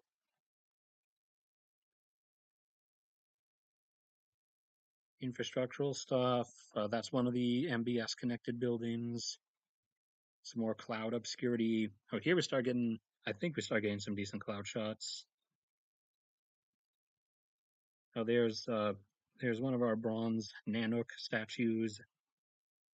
Some Nanook stickers, because like I said, we slap that Nanook on everything. You got to represent. Yeah, this was the end of the thaw, just about to be start of summer. So this was actual rain coming in the distance from the east there. There's the rail tracks that it's basically just to bring the coal for the power plants up from the coal mines down in Healy, which is about like 70 to 80 miles down to the south, right at the foot of the mountains. More train shots. That's the Museum of the North up there. Train tracks, train tracks, train tracks. Still the ever most reliable means of land transit, at least for moving large amounts of goods. Here they were actually, as you can see from the lights, it wasn't practice that time. They were actually responding to a call, and got some sun rays coming down, sun rays, and really beautiful bright reflection off the puffy clouds. That is something else I really want to get back to again is in Fairbanks, we had like the most beautiful skies. Like the clouds are always in like magnificent cloudscapes. Some Douglas firs in their full summer green. There's that was one of the police department buildings, and we have like the best police response time in Fairbanks. The police response time, like normally around the U.S., depending on where you live, is anywhere from like 5 to 20 minutes, sometimes as much as half an hour. Ours is like under 5 minutes. Like they will get there immediately. One reason is because one, there's not that many people, so there's not that much traffic to fight through, and two is because you'll never actually see a lot of cars like in like there's more lots over here off the screen, but you'll never actually see them have a lot of cars in their garages or lots because we keep most of them like moving around in basically the roads of Fairbanks give you like a big triangular circle pattern, and so we keep them driving around in like at like optimally spaced distances so that there's always at least one car within like strategically 3 to 5 minutes of any like given location. So we have a absolutely phenomenal emergency services response time. Here's some of the free bus service, the on campus version. This one is just for going around on UAF.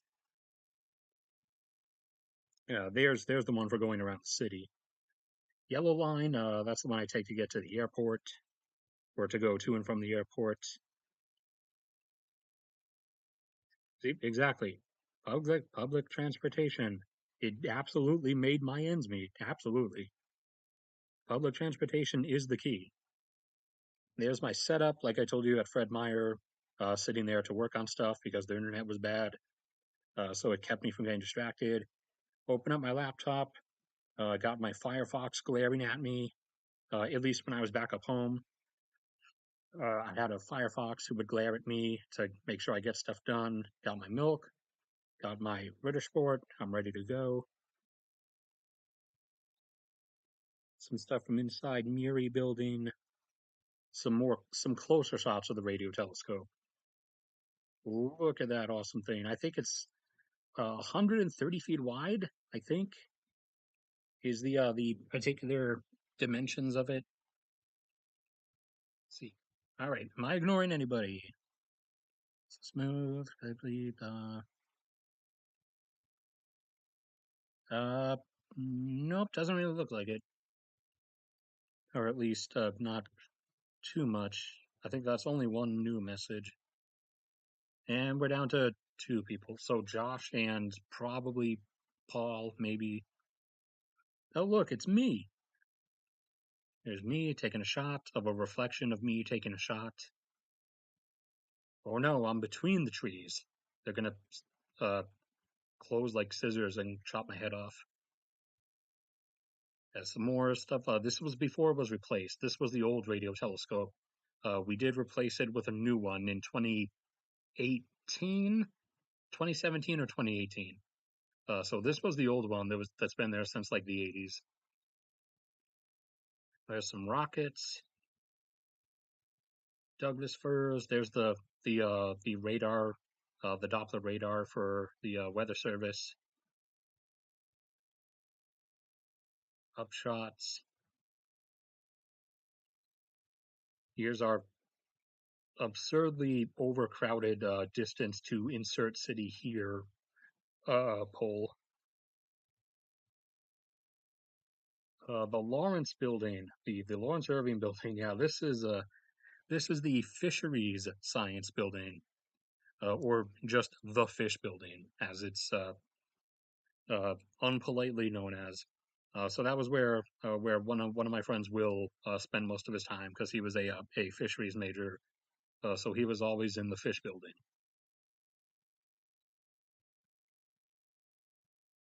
There's the backup radio telescope that's off in the forest up in the hills. And yes, some more mountain shots. Look at that Alaska Range, and that's the runway there, running like that. And the Weather Service building and the Geophysical Institute are both connected. Mountains, hills. Those are the western hills. See, like if you live in like a complex like that one, and over here you can't see, but there's the Yak Flats or Yak Estates apartment complex. If you live in apartment complexes like those, or in any of these houses up in the hills outside of the town's main district area, then you do not have the free heating from the waste steam from the power plants. Then you actually have to like pay huge bills for your own like fuel oil furnace or stuff every winter. More mountains, our lovely, lovely mountains.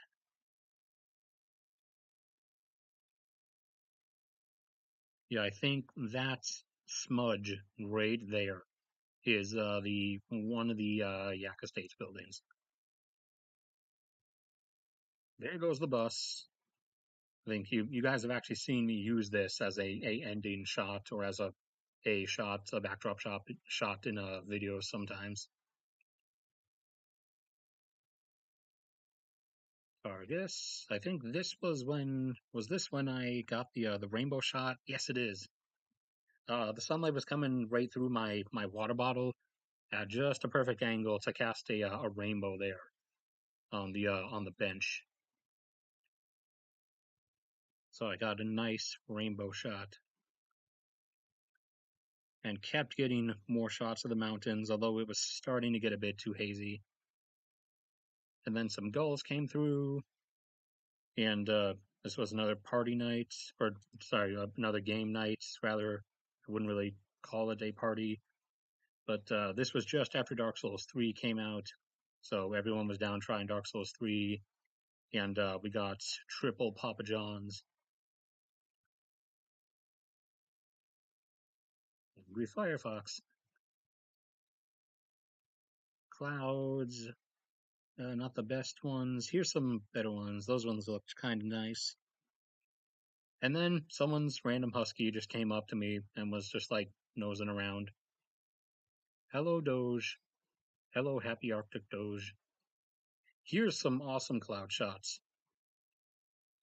These ones looked really nice. Like I told you, we always, like every day, there's a magnificent cloudscape in Fairbanks. Look at that. So I was able to get plus obviously the snow and stuff and the mountains in the distance. So I was able to get like awesome stuff all the time. Whereas like stuck down here at my parents' place for the last 3 years, there's nothing. There's like really nothing to get any shots of, and some nice stuff on the window. The university has its own plane even. It's a Dash 8 Q400 turboprop. Some more cloud shots. Just some scenery from around campus once it starts to green up. Some more stuff on the bus. Random seagull in the middle of interior Alaska, just sitting up there on a light post, just watching everybody. And started to get some dandelions and daffodils and everything springing up in the grass. So yeah, I prefer winter. I absolutely prefer winter above all else, but summer in Fairbanks is also like just as equally nice. I just have my preference for winter, but that doesn't mean I don't enjoy the summer of Fairbanks as well. Nice little honeybee doing her job, getting that pollen, that nectar. Start getting some closer flower shots and some nice. This is like a perfect homesick shot for me. The Fairbanks skyscape, nice splintered sun coming through in the parking lot of Fred's, my ever reliant bus rolling in. Must go home, must go home. More skyscape, or cloudscape, I guess rather would be more correct to say.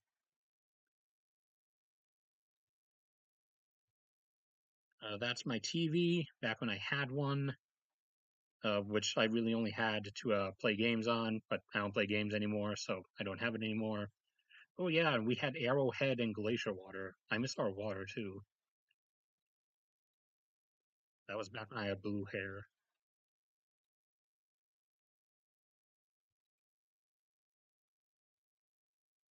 Yeah, the greenery looks really nice during the summer.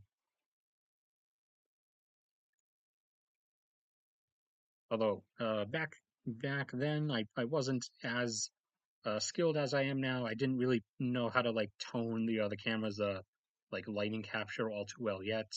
Got another one of my infamous hexagonal suns. Birch trees are just starting to flower up or leaf up there. You can see the leaf veins here. Did some not necessarily close ups, but close enough ups.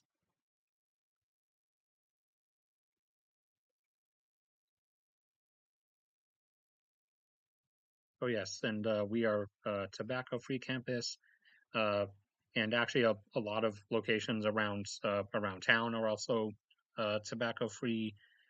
Granted, that doesn't stop people. People still will smoke right in front of you sometimes, but most people actually do abide by it, which is awesome. And got some grass shots. This little bird who is just hanging around. And I don't even know what this is. So there are some objects, some quote unquote modern art pieces from like the art department or whatever that are around campus that I don't even know what they are, what they're supposed to be. Like especially like this mess, I have no idea what that is. Look at that nice strong Alaskan concrete, old and steady, decade after decade. Starting to get flower close-ups, and that's one of the trapdoors to the secret underground of UAF, aka just the access to a. Oh yeah, you can see a cigarette out there. Like I said, not everyone actually obeys it, but most people do. And this trapdoor leads to the secret underground, aka the maintenance access for the steam conduits. Some close up of the Douglas firs. Yeah, just nice greenery all around. And dandelion, my favorite flower. Even though everyone says it's technically a weed, I don't care. It's a flower, and it's my favorite. So some nice dandelion close-ups right before I rubbed them like on my cheek and then blew the pieces away. And we also have like random chessboards on our picnic tables, at least on campus. The pieces are slightly magnetized, so they don't like blow away as easily. And we even have plush Nanooks on top of the cash registers at like in the cafeteria and in the subway and everything. Because like I said, that Nanook is everywhere, and even around town, you'll also see the Nanookas everywhere.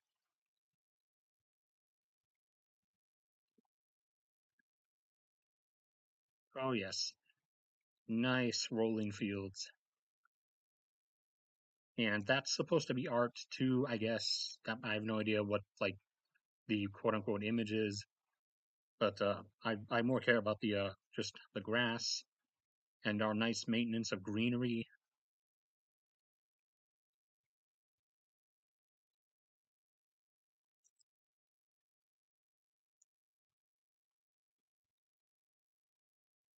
Oop, got a little ant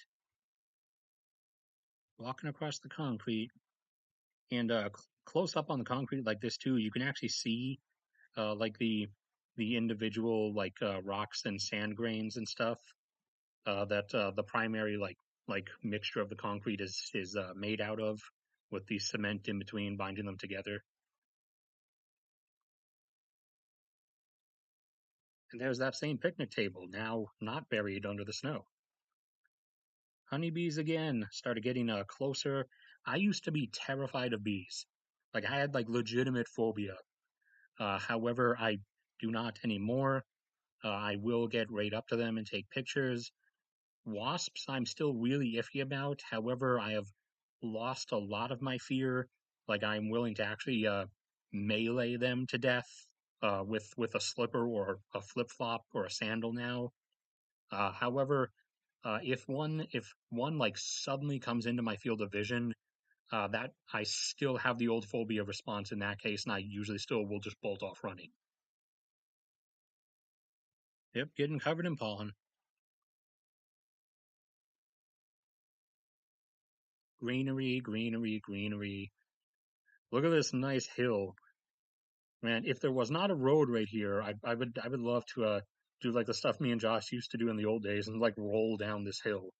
But this is one of our big steep hills on campus, and there's a road right here that's pretty active. So unfortunately, you can't do the hill roll. There's the old power plant, at least that's on UAF property. The new one was built right over here, which you'll see pictures of soon. This was the old one. It had a maximum capacity coal-fired of 8 megawatts plus a 2 megawatts diesel generator. The new one has a maximum coal-fired power capacity of 12 megawatts, I believe. So it's a massive improvement, and it generates 12 megawatts plus heating the entire surrounding area, burning the almost the same amount of coal, actually about 10% less coal than the old one did, and generating 50% more power and the same amount of heat. And there's the Western Hills.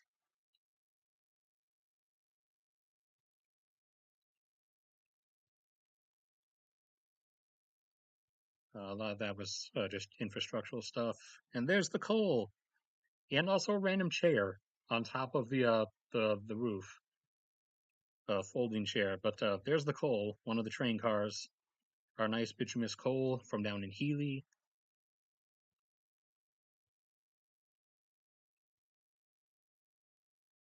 And you'll see these around town too. These are basically emergency steam blowout vents, just in case there ends up being some blockage in the district heating ductwork for the steam, and there's like a pressure buildup. We have emergency vents that it can bust out of, and that was the beginning of the construction of the new power plant when it was first starting. There's the Illuminati watching you again. Just some more greenery all over the place. Greenery, greenery, greenery. Because we are Alaska, and unlike South Carolina or many other states, we are not just a giant sea of concrete and pavement and concrete and pavement.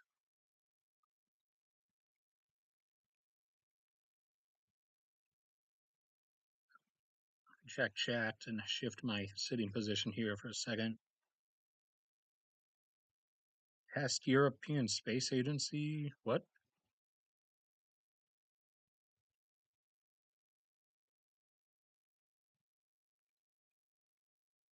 Uh, yes, melee it to death. That's my term for attempting to kill a wasp or a hornet with like a shoe, holding a shoe in your hand, or a sandal or a flip flop. As opposed to my preferred method, which is to spray them with difosol or arsenic from a distance in a nice like 20-foot jet from a spray can. But if I don't have one on hand, Black Flag particularly works the best. I absolutely recommend Black Flag. But if I don't have any on hand, then I will have to resort to meleeing them to death. Well, let me shift my sitting position.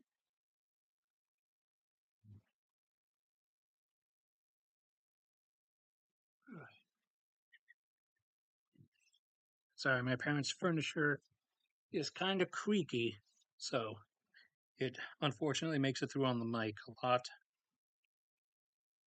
But I was in the exact same sitting position there for like the last few hours in not the best posture, so it was about time I moved.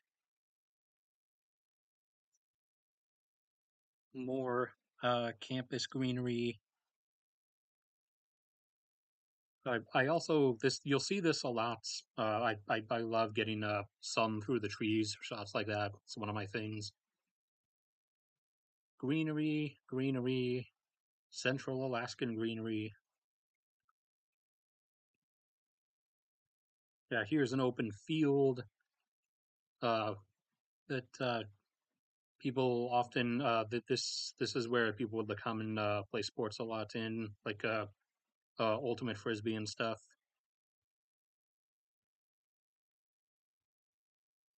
And when it's covered in snow, it's also equally beautiful, obviously. And if you play like snow trudging ultimate frisbee or football or whatever, then you know it. In some cases, it's even better because you when you do a dive, a sports dive, you have the snow there to cushion you, and so you don't like scrape yourself up and everything. But yes, our lovely Fairbanks greenery, then getting some cloud shots. And there's the hills that you saw before, but now in full green. And this is off to the northwest. So you can see as this is getting towards midsummer, the sun, during the winter, like I said, the sun just crosses the southern horizon from the western corner to the eastern corner. It barely comes above like 5 degrees. During the summer, it circles from the north around to the north again, and it still doesn't get that high above the horizon. Like in the south, at the highest, it gets up to about like 30 degrees. and then it goes just below the horizon around like midnight until 2 a.m. or so. And they are looking out across Tanana Valley full green. Although I wasn't paying attention until I got this at an awkward angle, because this was early photographer Max, aka dumb photographer Max, or photographer Michael. Since for anyone who's not aware, my real name is actually Michael. Max Ogier is just the channel name. I love this shot. This is one of my favorites. I got a full 8-point star from the sun just at the meeting corner edge of the museum building there. Absolutely love that one. Some more of the museum building. If you look at it from like a long ways away or from overhead, it's the building's kind of shaped like a whale, not like a anatomically correct whale, but like a cartoon silhouette drawing of a whale you would make. But like I said, you have to be really far away to see it, or you have to be like kind of overhead a bit.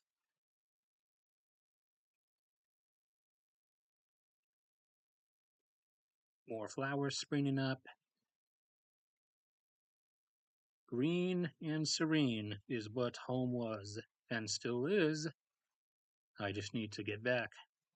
There's the firefighters memorial, the memorial rest seat we have for the plaque specifically talks about one of the first fire chiefs, but the memorial as a whole is for any and all fallen firefighters, obviously. Just some more building shots. Then started doing some leaf close-ups or close enough ups, as I keep calling them, because they're not really macro shots. I didn't start doing those until later. Random helicopter, some shots of the moon I took, obviously back with this old camera, the Sony, which only had 15x zoom before I got the 50 for the Canon. So I couldn't get like super close shots of the moon back then. This is what midnight in summer in Fairbanks looks like. The sun is just behind the horizon there to the north. It goes down just before midnight and comes back at like around 2 a.m. or so. Whereas in the winter, like I said, my preferred favorite, in the midst of winter, it rises at like 10:30 to 11 in the morning and then sets at around 2 p.m. And it's eternal Arctic darkness, which I love. The Illuminati's still watching you, Josh. Well, actually, I mean, you work for the government, so technically they're like watching you even more than they watch everybody else. Here we have some more beautiful Fairbanks cloudscape. Oh, caught a little spider guy there that was peering. He was watching me, or she was watching me. I forgot, because basically the rule for spiders is telling whether it's a male or a female. The rule is basically, do you see it? Yes, then it's a female. Or sorry, do you see it? Yes. Is it alive? Yes, then it's a female. If you if you don't see it, then it's a male. If you see it and it's dead, then it's also a male. If you see it and it's alive, then it's a female. So she was watching me. She was a bit interested in watching me take cloud shots. But then she crawled back down into her lair, and so I started taking close up shots of the stone work that makes up some of our walls. And then she showed up again. More stonework, more cloudscape. That awesome, look at that lovely Fairbanks cloudscape. These are from summer of 2016, I think. At least I'm pretty positive this is 20. No, wait. This is 2017. This has to be 2017. No, this is 2016. Don't listen to me. I'm dumb. This is 2016. Uh, because uh, because 2017, I took that trip to San Francisco in the spring, so you would have seen those in the middle. So this is 2016. Yeah, I also wish I could go to San Francisco again because I loved getting I got so many shots there, like the Golden Gate Bridge. walking across it. That was a long walk, but it was worth it. And what else? Oh yeah, the Crown Plaza Resort is directly across the waterway from the runway of the airport. But that would cost a lot of money, which I don't have and which I need to be saving so I can return home finally. Some airport shots. I was heading down to visit my parents in the summer. Some of the shots from the railway. This is outside the old ghetto train station in Charleston. That was like really messed up and nasty before they made the new one. So this was right when me and Josh were hopping on the train to Baltimore, or at least about to. We're still waiting for it.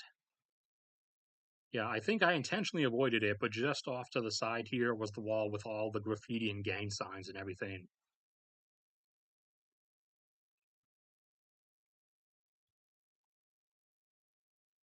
Reliability of the rails. Look at that ever ageless steel. And that specifically that you see right there, the brown portion, that is called weathering steel. It's a specific alloy that has the normal composition, however, an addition of about 2.5% copper mixed into the alloy, which A makes it brown and also makes it really resistant to external elements weathering. And here's in Baltimore, where I started really doing like architecture shots and everything, and some nice greenery and garden shots because they had stuff hanging around. There's the Baltimore Trade Center building, one of the ones you're allowed to go in and go to the top. Although I have been uh, very blessed by God in ways that like getting things that I should not. Like I've been given opportunities to do stuff and go places that like I should not have been given. Like people have just like let me into places where I probably shouldn't have been let into. Like some of the guys working on the construction of one of the new skyscrapers in Baltimore, like that they just straight up like let me take pictures of stuff, and I had to go somewhere. Like I actually had to be somewhere really soon. So I turned them down, but they straight up like offered to take me up with them in the lift thing, the scaffolding lift, like up to near the top of how high the building had been finished to at that point. And now I'm looking back at myself for being stupid for keeping whatever obligation I had made previously instead of going up to the top of a construction site in progress. I mean, if someone ever makes that offer to me on a construction site again, I will immediately take that offer and just apologize to whoever's like appointment I missed in doing so. Uh, this bookstore, this is a lie.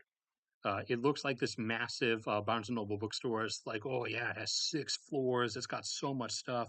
It's a big lie. It actually only has 2 floors. The remaining floors are just for show. Like they just put furniture and stuff up there and stuff in the windows to make it look like there's stuff there. But there is actually only 2 floors with stuff. Some shots across the harbor.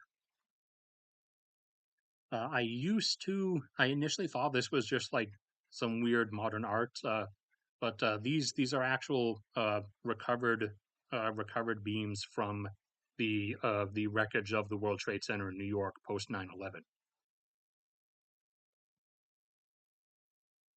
and some greenery and city shots. In 2019, or yeah, 2019, for the first time, I finally actually went over to that hill. I started venturing out further beyond my normal Baltimore range.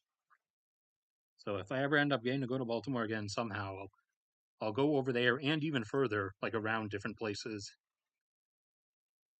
And this is a memorial wall, specifically because Baltimore is in Maryland, for anyone who's not familiar with U.S. geography. So these are specifically people from the state of Maryland who died in 9/11. This isn't everyone who died in 9/11, obviously, because there would be 3,000 people on the wall, but this was everyone who was specifically from Maryland. And got some nice distant shots from up at the top of the tower. and some nice like infrastructure shots too, because you got a nice big highway crossing there, water, someone's yacht, not one of the sanctioned or impounded Russian oligarchs' yachts, because it's way too small to be one of theirs, but it's a yacht, so there's some rich person down there. Yeah, there's the hill I was talking about. It has like old Revolutionary War cannons, and there's the actual Baltimore like port, and that you see there is called a car ark, which it's basically just a giant shipping box on the water that's full of like thousands of cars. That's how cars are sent internationally. Yeah, there's some infrastructure shots, and that's just looking out across the Baltimore suburban everscape as it goes off in that direction. That old tower there, that was a lead smelting tower where they would make what's the term? My mind's starting to fail me because I'm getting so old. Uh, musket balls, and then rifle balls. Once muskets turned into actual rifles, but were they were still single shot weapons. So that's where they made that ammunition back in those days. Obviously, there was a whole like factory and whatnot associated with it, but the only thing left is the tower. Some far distance stuff. I mean, based on the setup, I think that basically looks like a university. That looks like an East Coast or Northeastern style university setup. So I'm gonna vaguely assume that's like some portion of a university or something.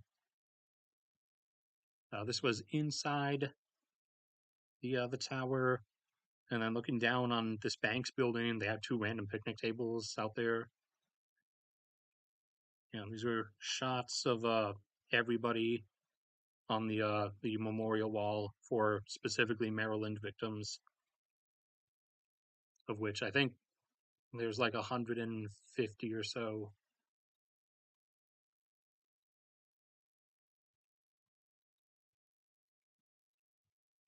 And well, then going from something serious and somber to something cringe. This Josh remembers hopefully was a massive traffic jam at like 11 at night, and the reason is because most of these people were coming from a Justin Bieber concert that had just ended, because he was still a relevant thing back in 2016. So that is the let out traffic from a Justin Bieber concert.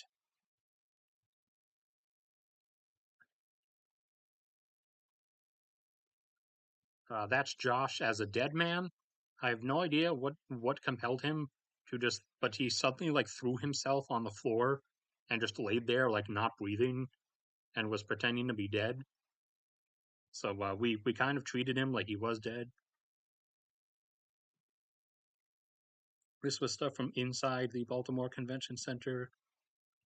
I got shots from like those water fountains in later years, but during the crowded years, it was a bit too difficult because people always sat in front of them. This was an Illuminati building, like definitely though. You can tell because there's triangles everywhere. And Baltimore police were buzzing around because somebody was doing something they weren't supposed to. And then there was a cool dude just playing a cello randomly. Not like random notes. He was playing actual music, but I mean just like randomly in the middle of everything, there was just a dude playing a cello. Oh no, he had a mask. He knew coronavirus was coming. This is the I don't even remember the name of this hotel because it was so crappy. This was the hotel me and Josh stayed at our first year, and it was horrible. It was a awful place. We made that mistake once, and we'll never make it again. It is Days Inn Inner Harbor is the one to actually stay at, not this one. I forgot what this one even is, but the one we have stayed at, or at least stayed at up until 2020, because we haven't been back there since then, obviously. is the Days Inn Inner Harbor, which is actually a very nice hotel and very well run. I really miss the staff from that hotel too, because they were all wonderful people except for like one person. And this is a very lovely building, the Pandora headquarters or whatever. Absolutely love the design and the architectural appearance. And to tie in with my channel's regular content, for those who don't know, hyper reflective windows that like are perfect reflections that keep like most of the sunlight and the heat out. That is because of a very fine coating of silver applied to the glass. It's not like some huge amount. Like for this whole building, the amount of silver actually in the glass would only be like a few kilograms for the entire building. But it's silver that actually makes windows like this that are like super reflective, which keeps most of the heat out, which is obviously a energy efficient strategy in climates where heat is the bigger concern as opposed to cold. So it keeps the building a lot cooler than it otherwise would have been, leading to less air conditioning being required and thus less electricity demand. And this is the Inner Harbor like area where it has a lot of shops and food trucks and stuff. And this area here, you see over here with these like stands, right in this area, performers will usually come. Like there's a guy who always was there every year, riding a unicycle while juggling flaming torches, and sometimes he would even like eat the fire and stuff. Actually, I might have gotten a picture of him once. I'm not sure though. Old Revolutionary warship. Oh no, it's Josh. Oh no, it's me. And there's Kieran again after he got a buzz cut.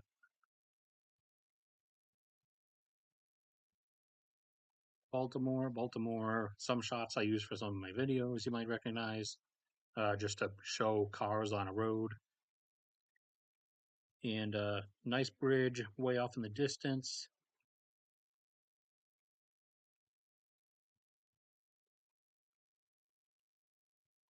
Kieran is very suspicious of me. Oh, I love this one. This was I called this closing window or something, where all the clouds were closing in around this one open spot. All right, who else do we have? Oh man, we actually got a lot. Slava,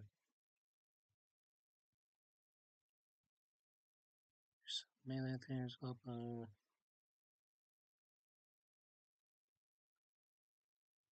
for now. Well, man, I have no idea what you were referencing there. The Radisson, yes, it was the Radisson. Uh, the uh, the Radisson was the name of that horrible hotel. That was a that was an awful thing, or an awful place. It was kind of nasty. The staff weren't exactly the nicest, and also just had some bad memories as well.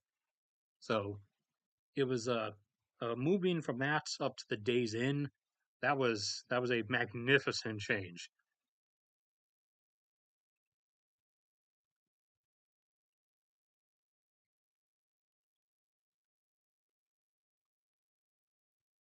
Thank you for calling me a great photographer.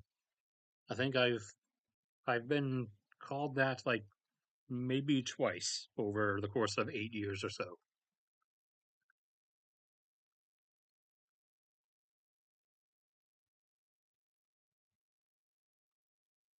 There was some aged shots of one of my parents' vehicles is a much older one from like the days when dials were still the thing that were being used.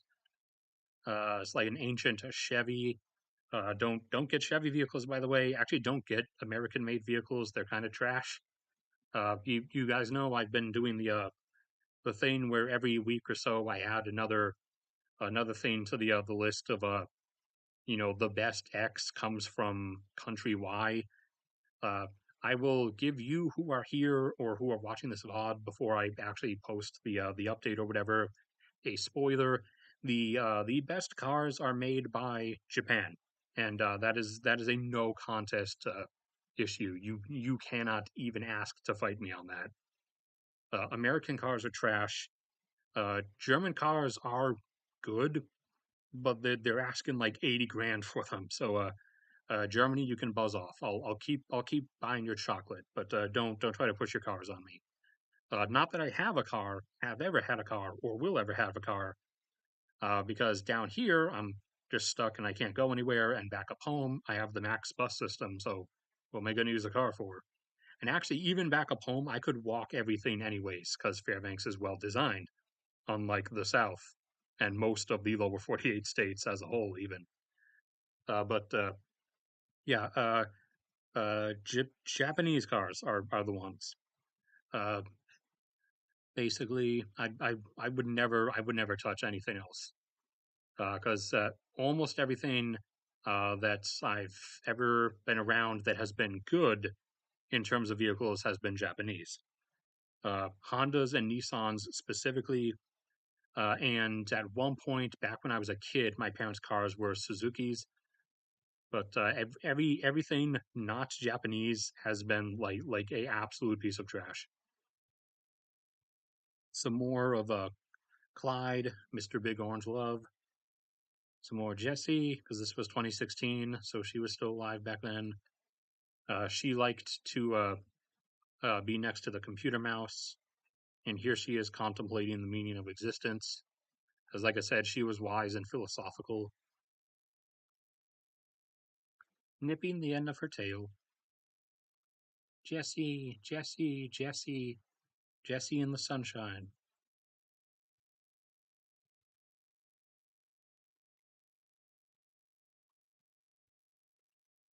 Oh man, you can tell I hadn't vacuumed that carpet. Vacuuming is one of my like assigned things. Formerly, just when I was here, now that I've been stuck here for a while, it's perpetually one of my things. Oh, Sophie, sniffing. She came inside to just sniff my dirty sock while I was taking pictures for reasons. There's Virginia again. At least I think that might be Muffin, but I think it's Virginia. Or no, maybe that is Muffin. Wait, no, now from this angle, it looks smaller, so maybe it is Virginia. I can't tell. Are you small or are you large? What is this? Look at this. This is perfect. The perfect display of cat warped body contortionism. Look at this. Look at this nonsense. What even is this? Are you a vase? Are you a jar? He has his legs down, but basically like a gorilla puts them in front of himself. Sophie watching the world outside. I'm pretty sure that's Virginia reaching towards me. Yeah, you can tell because skinnier, staring dead at me. Sophie, Sophie the Queen. And then she came over and just laid with her butt on top of my foot. And I think right up here, there we go. Yeah, there's Muffin. You can tell because he's chunky in the back like that. So there's all three in one shot. Sophie, Virginia, and Muffin. You can definitely tell that's Muffin because of the extra chunk.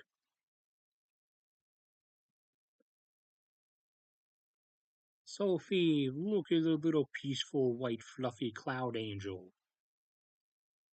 Hi, Sophie. There's Clyde and Lee behind him. Clyde the ever watchful, gazing across the neighborhood, looking for upstarts and threats, in case he has to teach anyone a lesson. Jessie, here's Jessie all curled up in one of her mushroom chairs. She always she would sleep in one of those as long as I was in the room. She would be in one of those Unless I was downstairs, then she'd be on the couch behind me. And when I was gone up in Fairbanks for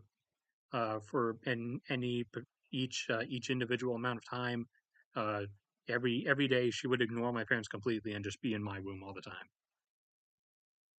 So I've exclusively been both cats' favorites every time. That has been a constant theme. Oh yeah, the Sharknado cake. I forgot. Back when Sharknado was a thing, we made a Sharknado cake. Sharknado. Oh yeah, this is when I started taking pictures at the Starvation Gulch, which is a annual bonfire event that we have at UAF at the end of each September. I loved getting fire shots. Some of these are absolutely spectacular. Although I'm the one who took them, so actually I shouldn't be saying that because that's kind of like self-aggrandizing. So yeah, I loved getting like the milky pastel blur here, and then just like the flames washing in with each other in like other parts of it. This is one of my favorites ever because you can't even really tell, are those distant, are those near, but the combination of those through this haze with this like uh, broken down cinder in the foreground. I love this one. This whole composition there, and this one because you can see the fire coming from the underneath in a lot of them. I didn't get too many shots the first time, but in subsequent ones I got a lot more shots.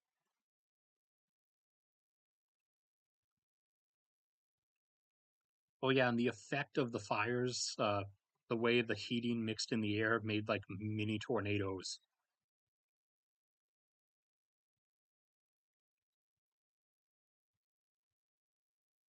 Oh yeah, and then the cops had to show up because some people got drunk and stupid and started doing drunk stupid things. So that was going to happen. Well, there's one of the cranes as the power plant was under construction. There it is, much more progressed than the previous pieces you saw it in. Because another thing I love about up home in Alaska, we actually get things done. Construction work and infrastructure repair, all those kinds of things, they are worked on 24/7. There are no weekends. There are no off hours. The work is going on round the clock, 24/7, 365. And we don't delay things. We don't have political squabbles that suddenly like interrupt stuff for 15 straight years. Looking at you, parent state of South Carolina, who failed to build that nuclear power plant. When we have stuff like Shia LaBeouf, we just do it. So we this was going to take 3 years. We did it in 3 years, and that was it. Some nice reflection off the steel there. A lot of these I use as shots in the videos sometimes to show construction vehicles or show metal. Nice crane shot. Really old, really old prop job plane there flying around. I forget what that one was for specifically.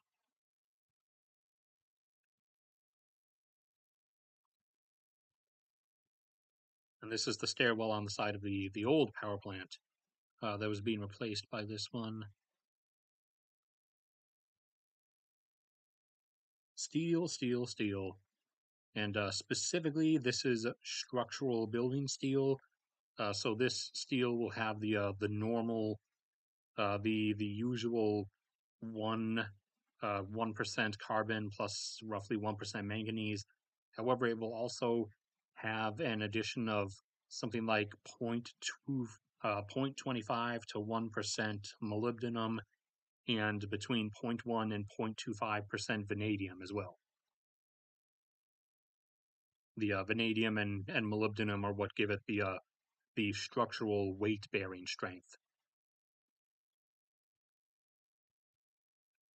And those are the initial grounding things for the smokestack that you will see later.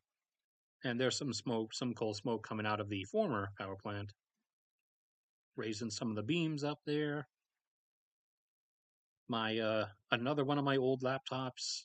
That was the second laptop I had from 2016 until 2019 or 2020, the very end of 2019 and the slash very start of 2020, because I got that the third one I got around like that New Year's transition. Plus my milk, plus my chocolate,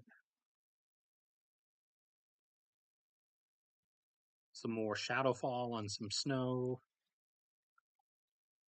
as the bright sun is burning.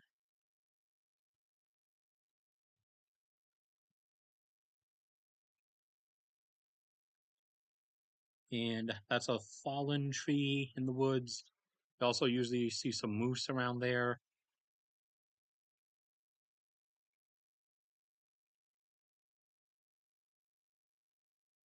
Ooh, getting into some the smoke looks pink here, because this is around sunrise. You can tell because that's facing south because you can see the mountains. So that is east in that direction, and the light's coming from that direction. And then this was a Christmas trip down south. I took that because of a Philadelphia joke, because of a uh, associate I had at the time that I spoke to off and on. More Jessie. This was as she was starting to really age. Hi, Jessie. Her age was starting to get to her. Because in these shots, she was 19 or so. Here she is doing a bread loaf, the infamous cat bread loaf position.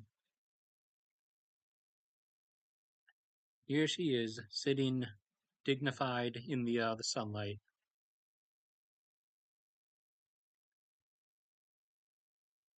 Jessie.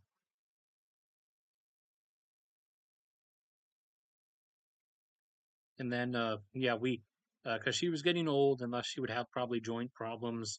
We got her like some memory foam mats to lay on instead of hard surfaces, which she appreciated. So she would come lay up on this mat and sun herself with the sunlight coming in through the window.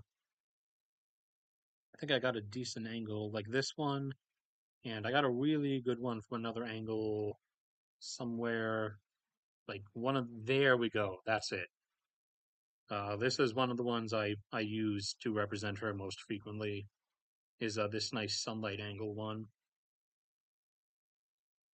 Actually, I'll leave her on screen for a second.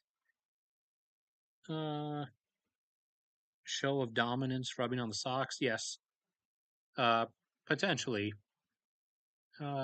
Virginia has a slim face. Yeah, I couldn't tell because of the angle in some of them. Because blah blah blah. Okay, so it all of those were Muffin then. Like I knew it was Muffin once it got to those other angles and I saw the massive rear end on him. But before those, when it was just face shots, I wasn't entirely sure. And these are wanderings in they're not even really woods near my parents' house because there is no wilderness in I mean by my definition as an Alaskan, there's no wilderness in the lower 48 states except for a few like Colorado, Wyoming, and Montana. But in the quote unquote woods near where my parents live, and by woods, I mean like there's some trees for about 20 meters, and then it's just more concrete and more roads.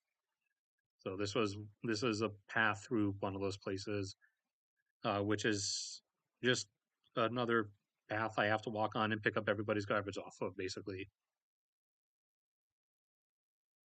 So you can see just more houses right there immediately. It doesn't even last. It's my parents' neighbor's truck. Another sunlight through the tree shot. And you can tell the difference between lower 48 latitude sunlight and Alaskan sunlight, because this is much more blinding, because you're getting it much more directly. This was a orange cat from the Cat Cafe in the area near my parents, and then immediate jump back up home to my loving mountains of snow. You can see real big piling mountains of snow. And look at that buried bike. That person has not touched their bike in quite a while. And here it basically just turned into a sea of snow. Look at the powdery smoothness. There you can see the picnic table is almost gone. It's getting surrounded on many sides. And that's like 2.5 feet of snow packed on top of it there. More lost bikes. There's the bench. If you can't tell, that's where that one bench used to be. But now it's just a snow mound in the shot. Snow, snow, snow. Some trudging paths through the snow. I think, is this the one where I took like a trench shot? No, not yet. Oh yeah, look at that. Look at the like beautiful color of that lighting, plus the lack of intensity of it, and the reflection along the metal bottom of the windows here. This was a sunset shot, aka this was around like 2 or 2:30 in the afternoon, in the midst of winter. Some more lost bikes. Yeah, you can even take like direct shots of the sun back up home because it's at such a high latitude that the sunlight is so indirect that you can, and you're not supposed to do this anywhere, no matter what, but you can even like stare straight into it for like a at least a few seconds, and it has about the same effect as staring at like a light bulb for a few seconds, versus if you try to stare at the sun in like a normal latitude, like the regular U.S., then you'll find you can't even really look at it. Your eyes will like shut themselves as an automatic reflex. Uh, so yeah, this was right after that, or right as it was happening. So this was like a hybrid lunch dinner I was having in the cafeteria at the time, and then came back down because the sun was just about set at that point. There's some of the stuff I showed you earlier, or a similar version of snow that's like hanging off the edge, but it's not falling because it's kept together by the water bonds of the snowflakes of the crystals themselves. And this is a different day, looking out through one of the windows in the cafeteria area with the sunlight falling on the snow, and making a nice little table out here. I don't even remember what this was underneath the snow here, but it's a snow table now. Some nice mounding ridges there, random little blanket divots.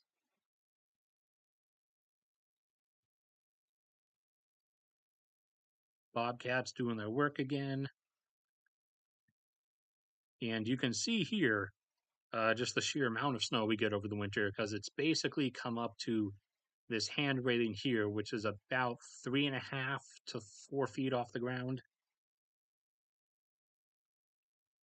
And soon I think we're coming up on my San Francisco shots because this is 2017 now. Go, Bobcat, go. Clear that snow.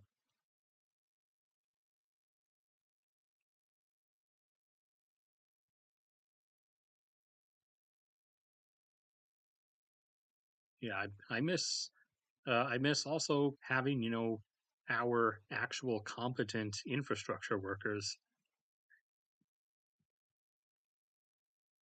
There's the snow starting to pile up against the windows as this is later in the winter. This is towards like somewhere time in February, so it's stacking up pretty good. There's that same bike. You see, it's almost gone now. There's that picnic table I told you about, and you can see the snowflakes falling. But there's that picnic table. You see, now it's gone.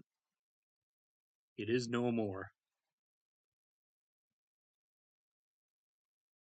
And before you ask, do we like often just walk around in like just a regular like jacket like that and just regular pants? As long as it's like above -10 or so, yes, actually, that's pretty common. I mean, at least I and this guy did that. I can give you one visual confirmation of another person on top of myself, but that was actually pretty common. And there's the bike again. It's a nice, smoothed out sea of snow. Just snow burial, snow. Oh yeah, that one's real smooth. Check out that one. And I was getting the shadows falling across it like that. I loved getting shots like that too.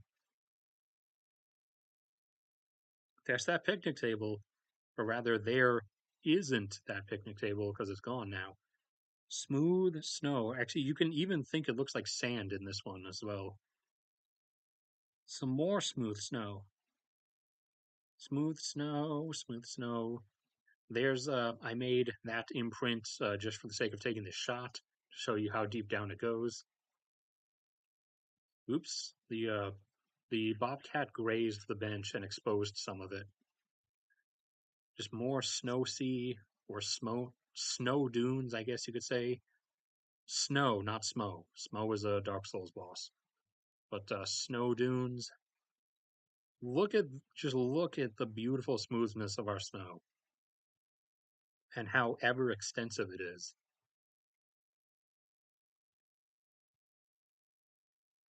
Just, getting some close-ups, you can see the individual flakes they are composing it.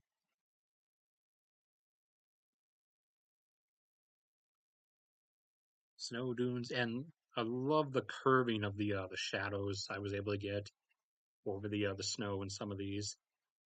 There's the trench shot. This is like a Star Wars trench run. This is what's left from someone walking through the snow.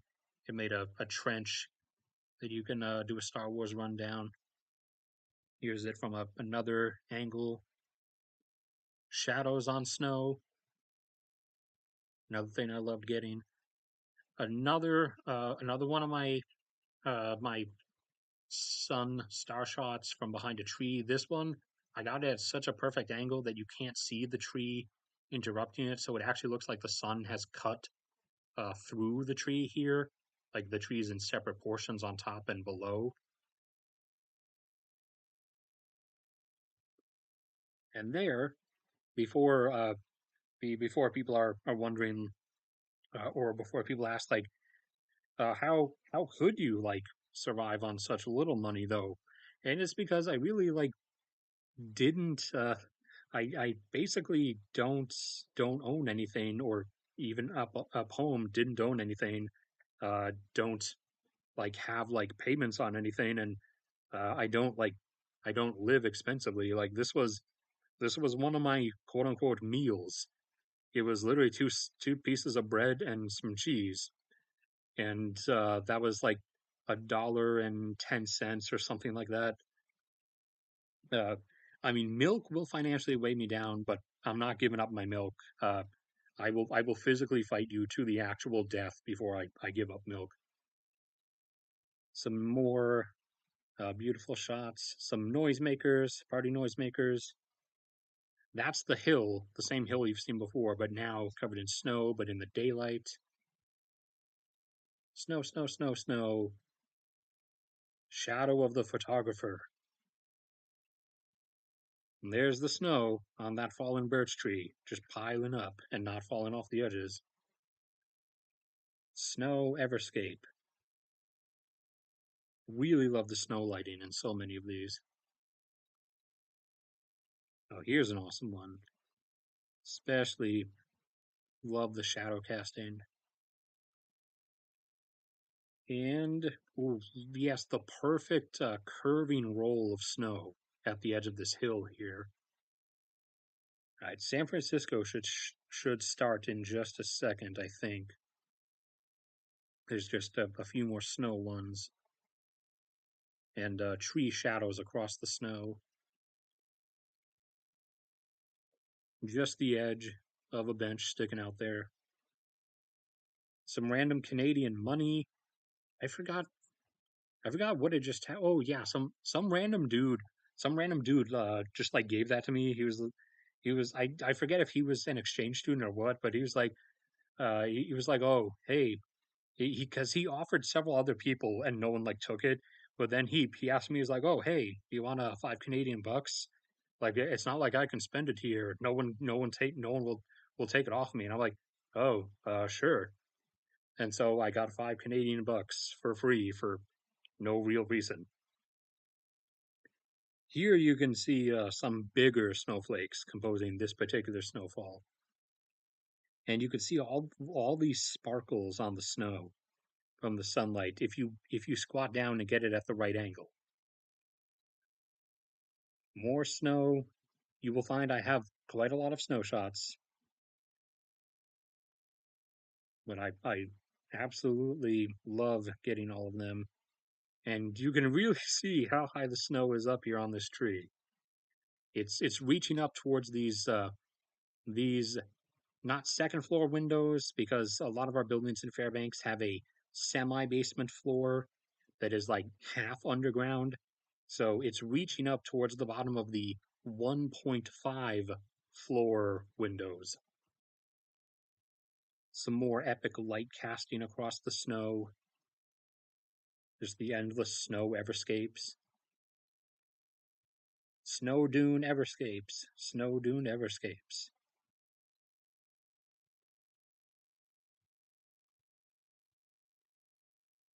Snow shadows. Snow shadows. More snow shadows and everscaping snow.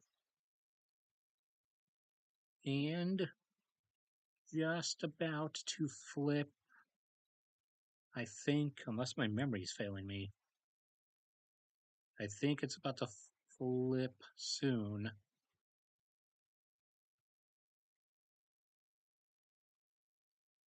Oh yeah, I actually started doing close-ups of the like real close-ups of the snow. Like this one. Here you can really see them. You can see the individual flakes, the individual ice crystals that compose the snow. I had this branch in the shot because it actually helps the camera like refocus in terms of lighting, so it made the snow seem a lot less bright. Got these build 'em, stack 'em cubes of light climbing up the stairs from the stained windows there. Some more of the cafeteria area, and just about San Francisco time. All right, I'm pretty sure this was in Seattle. Oh yeah, because you can see the Dash 8 back there. They use those for flights around small towns in Oregon and Washington. So this was in Seattle.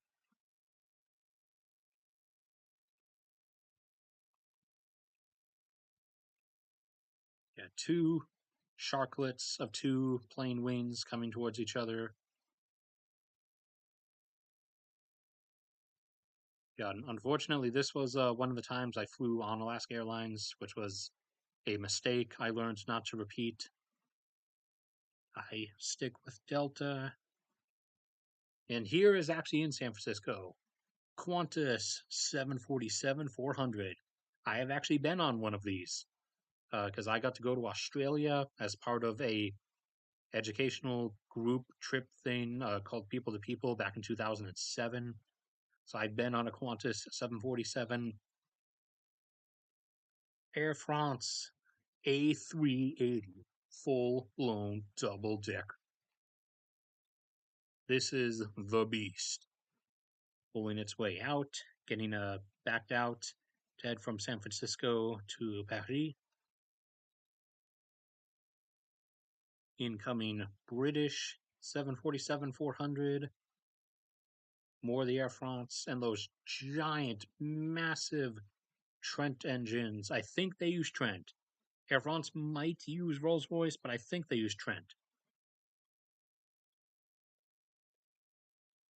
And there, away from other obscurations, is the A380 by itself. San Francisco Control Tower, San Francisco Interior, and this was just outside of the Crown Plaza Resort. This was back when I had money. Crown Plaza Resort was like 187 a night. However, it is worth that money. It was probably the most amazing hotel I've ever been in. And like the walls were soundproofed and everything. They were doing construction and remodeling on the floor directly above my room, and you never heard anything. So they have like soundproofed walls, so you don't have to hear construction or anybody screaming kids in the room next to you. And their restaurant was absolutely amazing. And they are directly across the bay from the San Francisco Airport runway, which for me was awesome because I am a aviation nut, so I loved watching all the aircraft. Oh, hey, look, Aer Lingus, back when they had a unique and nice looking color scheme instead of just a white plane with a symbol on their tail. They don't even have the green stuff anymore. There's some of the hills off across the harbor. Hyatt Regency is where conventions are held. The Air Philippines, that's an A340. Not the kind I like. I like the A340 600, which I don't think I've ever gotten to see in person. And they're all getting retired, so I'll never actually get to fly on one. But this is an A340 300 or A340 400 for Philippine Airlines. So yeah, being right across from the runway was awesome.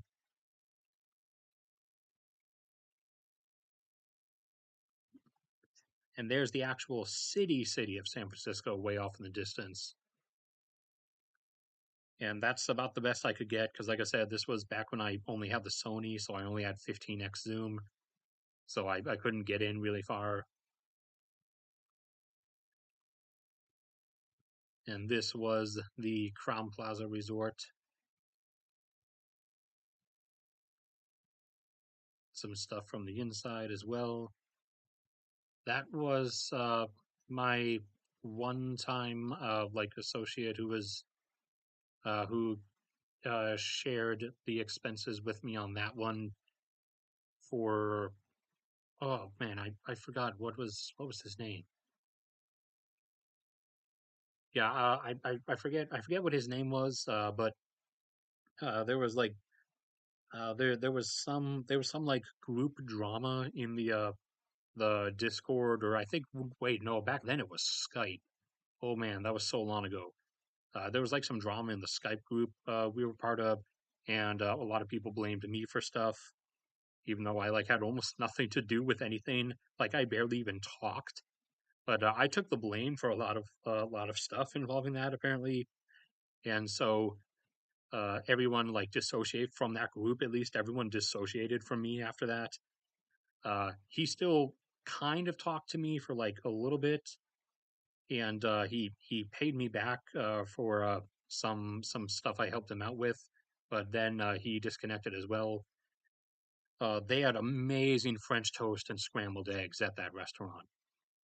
Oh man, that restaurant was amazing. Here we go, the Great Golden Gate Bridge. This was on the way up. This is as close as you can get on foot. Like some of those buildings up there, you can't really go to those. Those are like for workers at some thing. Where I am taking this shot from, this is about as close as you can get. So it is about a 1.5 mile walk to the bridge. Then it's like 2 miles across, 2 miles back, and 1.5 miles back to the starting point from which you can get an Uber or a taxi back to your hotel or whatever. So this is the procession of shots up to the bridge, after which I'll look at chat. But making our way to the bridge, up to the bridge, down the secret path to the bridge, which also had a bench in the middle of the woods.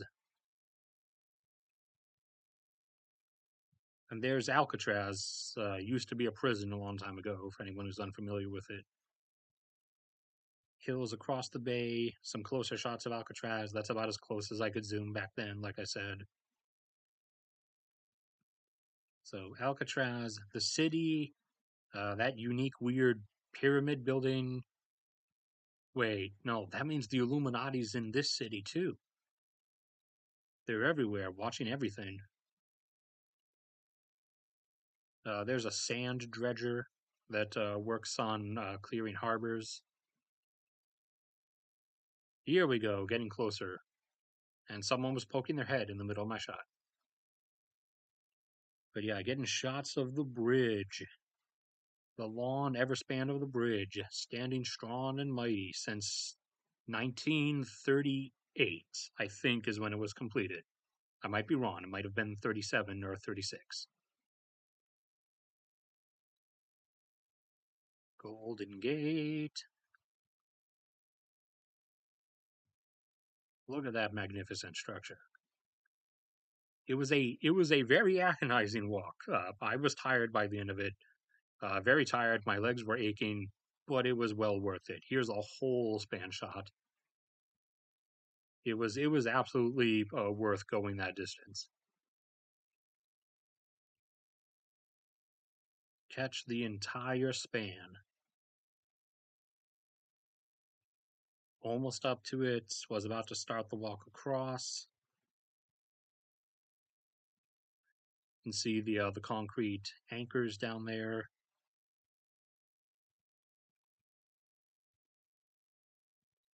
Alcatraz one more time. Rocks down there. There is a path near the bridge. You can go down to like the base of it, right down to the water. I didn't really care about going there. I might go there if I ever get to go to San Francisco again. Uh, a second time, I might go like down there and get some underside shots of the bridge, but I still probably wouldn't. You can see the different colorations in the water here uh, because of like sand kick up from the different depths, I believe, and the hills rising over there on the north side of the bay, reaching out into the sea and looking straight at the Golden Gate Bridge, looking dead on. I think I've used this picture sometimes as just a to show traffic as a backdrop. More shots of the city, kind of lame. Some decent greenery at least.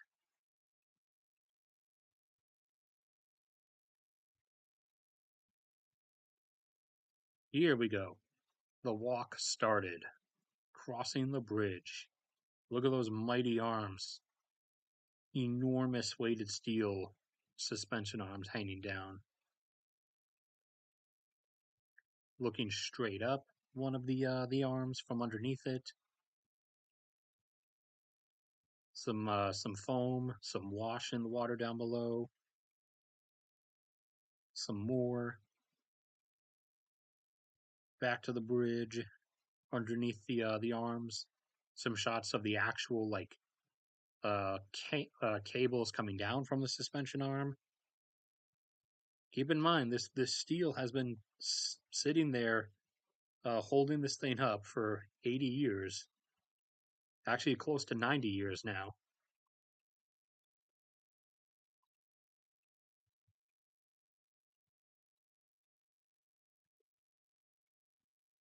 Just under one of the arches in this one, looking up at the suspension cables. And I think okay, no, not this one, but another one. I take a shot like directly straight up the arch.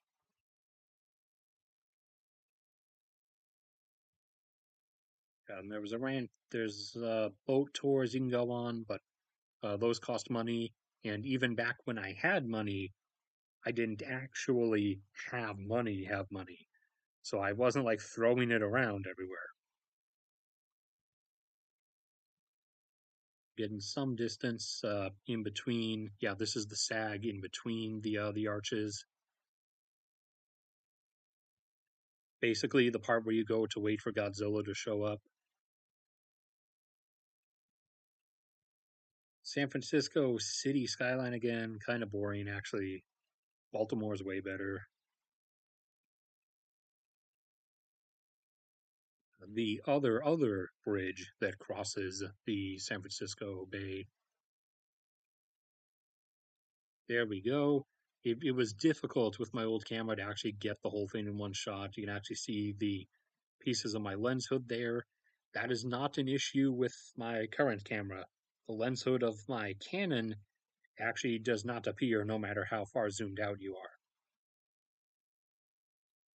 are. There's one of the magnificent Golden Gate arches.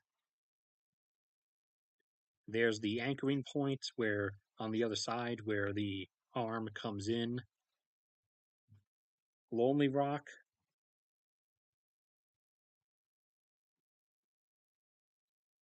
And nice green hills that would be awesome to roll down, except eventually you would roll into this concrete barrier. And this was about as far as I went past the end of the bridge. I went like another 500 feet or so up to over here, just so I could get these shots from a bit of distance. But yeah, look at that thing. It was such an awesome time. Let's get past green hills, traffic shots. I think I've used these in videos a few times. Random dude waving to me, wanting to get in the shots. I think it's because I had a camera with me, my GoPro, I think, at the time. And yeah, my parents had just given that to me as a Christmas gift. So I think he saw the GoPro actually and wanted and thought I was like doing a YouTube video, so he wanted to get in.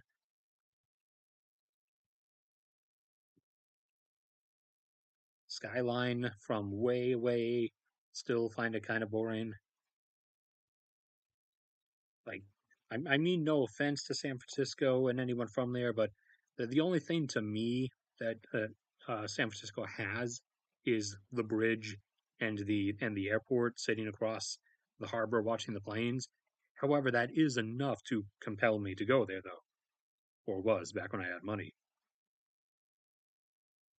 Here, got a nice shot straight up one of the arms.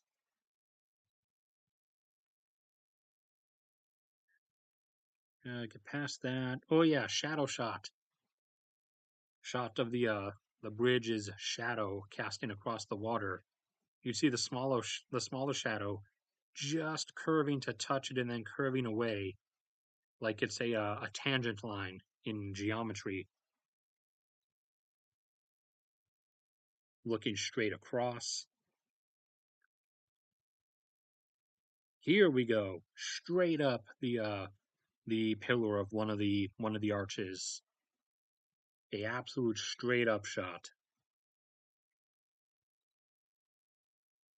Look at all those old rivets, all that metalwork from so long ago.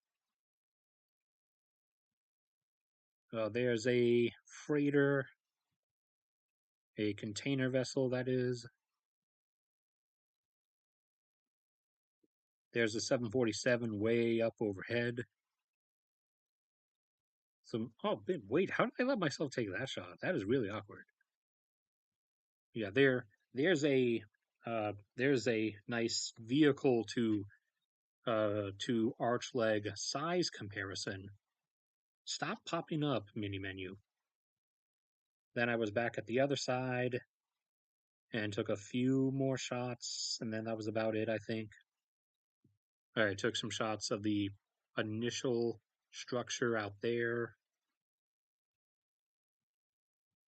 and then just a few more there, and then shots from me walking my way back to the hotel in the darkness because Californians are really annoying in that they don't like anything. Milk is included in anything. Real milk, I mean, not almond milk or coconut milk or any of that nonsense. To get actual real milk, I had to go to like the third store down, which was like blocks away from the hotel. And so, yes, even in the the quote unquote deadly ghetto streets. There was really not, there was nothing wrong with them, but I was willing to walk through the darkness to get my milk to enjoy my German chocolate with. This was inside the Hyatt Regency Convention Center.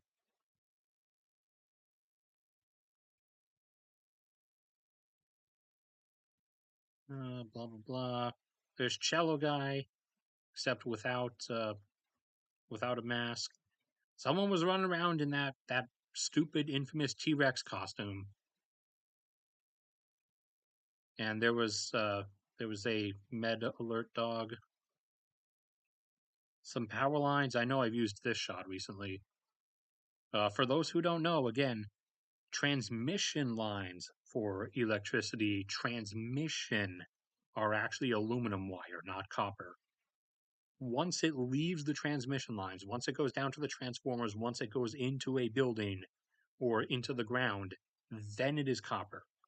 But transmission lines carrying it distances, those are aluminum. Oh, hey, look, it's a stupid Tesla. Has it tried to kill you yet, buddy? Has it, has the AI, done that thing that Teslas keep doing where when you're stopped at a light, it just randomly tries to pull out into oncoming traffic? Oh, yeah, I took these because there was a rich people thing going on one of the upper levels. And so they had hors d'oeuvres, also known as like one of the stereotypical I'm rich foods. Whereas here is some awesome normal people food, the pizza at the Crown Plaza Resort restaurant, which was awesome.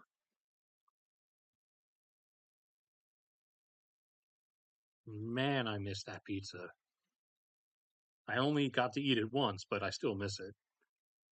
Magic the Gathering. These aren't my friends from Fairbanks. These were people in the convention center, but still, they were playing Magic the Gathering.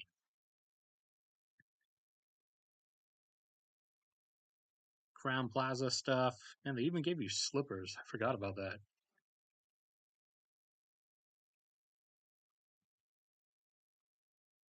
Oh, hey, look, it's brass. A combination of copper and zinc, but with a thin plating of chromium on the outside to make it look silverish.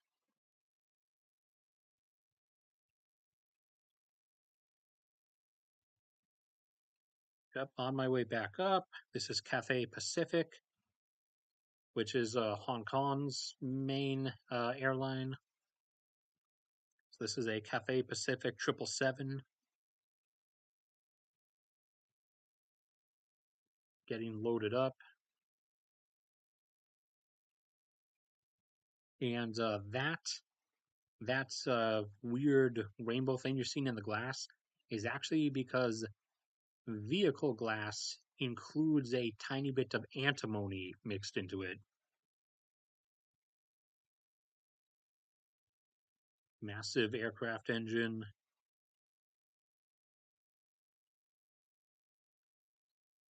Oh crap, I said I was going to look at chat. I should probably do that.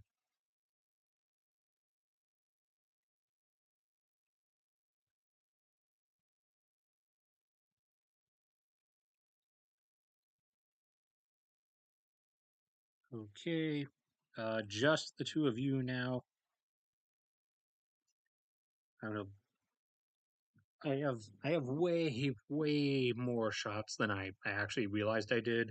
So I'm probably going to be ending it soon enough because to go through the rest, we're about halfway through all the shots that I've ever taken. So to go through the rest of them would take another 3.5 hours, and I'm not going to do that. I mean, I do it to myself, but I'm not going to do that to Josh. Qantas again. So I'll have to actually do a second stream to get through the rest of them. Those are pitot tubes. They're sensors basically that measure the speed of the aircraft. And this is a KLM, the main Dutch airline, 777. I hope if anyone from KLM is listening, please keep your blue color scheme. Please remain unique. You're one of the last ones. Japan Airlines 777 rolling in, shot straight down the top side of the KLM. Engines with a cutter fin on them. More of that antimony glare.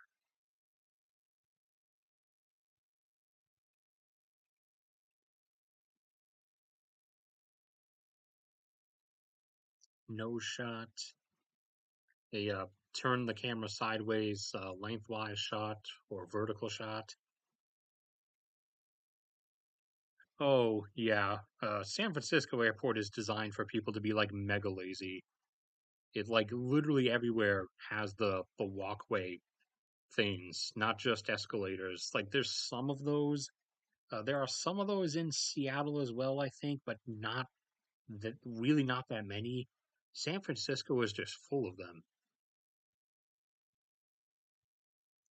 Air France, A380, and some shots from in the air looking down at Northern California as we were climbing up or surrounding like suburb areas.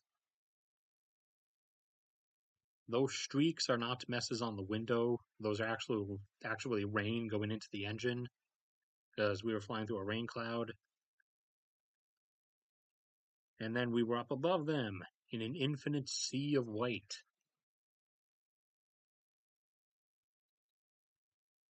with the ever sparkle of the sun right there on the windlet at the edge.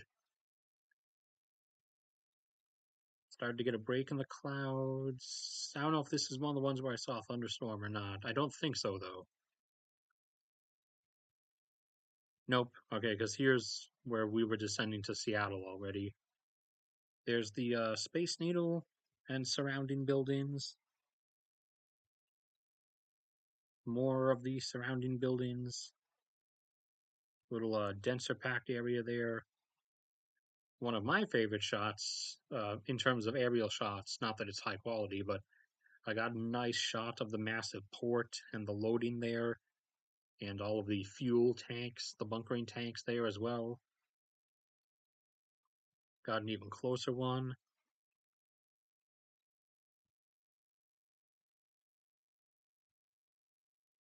There is a Delta A330 about to, I don't know if this was the takeoff direction or the landing direction. Burger King! They used to have Burger King. And it was so nice for them to have Burger King, but they got rid of it and replaced it with like the third rate cousin knockoff called Greedy Burger. And it is one of the most disgusting things I've ever seen. On the way back up, oh yes, this is me demonstrating the lack of legroom on Alaska Airlines. We as Alaskans disown Alaska Airlines, I assure you of that. Go with Delta. Delta has like Alaska Airlines, that's 4 inches between my knee and the seat in front of me. And that's not with my knee straight. This is with my legs like kind of spread at an angle, just to give you an idea. If I had my knee straight at the seat in front of me, I would probably be down to like 3 inches of room. Whereas with Delta, I usually have about 6 to 7.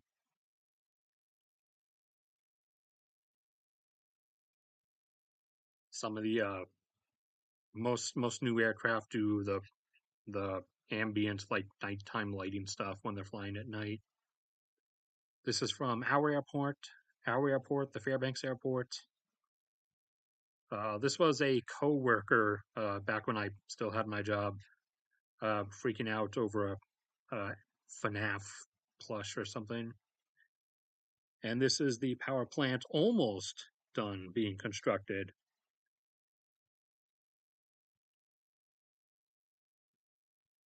This is my friends. Nick and Kayla didn't appear in any pictures yet, I don't think.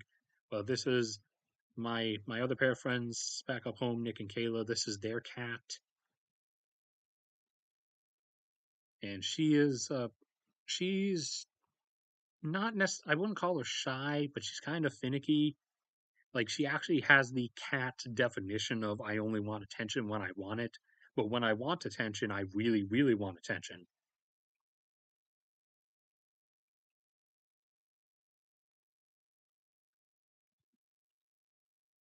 Kitty, kitty, kitty, and she is very fluffy, as you can see. She is abnormally fluffy. Look at that floof. Look at that lion floof.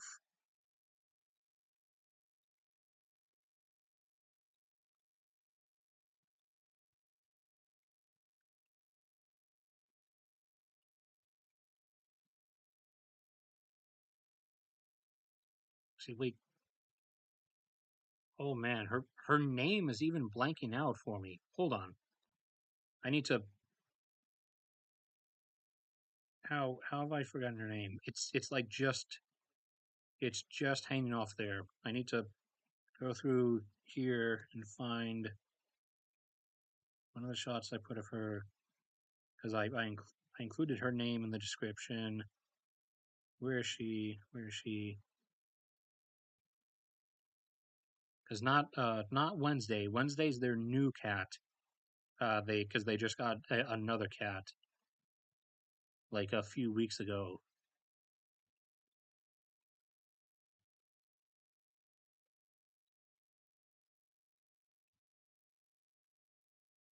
Come on, where is she? Where is she? I know I posted one pic of her here. There she is. I said the house lion. Mia. Yeah, Mia. So this is their cat Mia, and Mia is the floofaloof.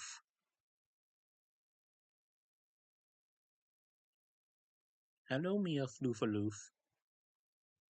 And she enjoyed having photo shoots as well. Just look at the floof.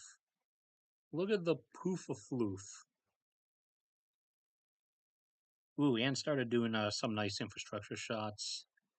Getting a shot of a power transmission pole there, and one with the sun behind it. The unspoken ultimate source. This was some rural stuff because they live in Yak Estates up in the hills, which looks out from the west towards the. So this is towards the east is the direction you're facing here, and that is the airport runway right there.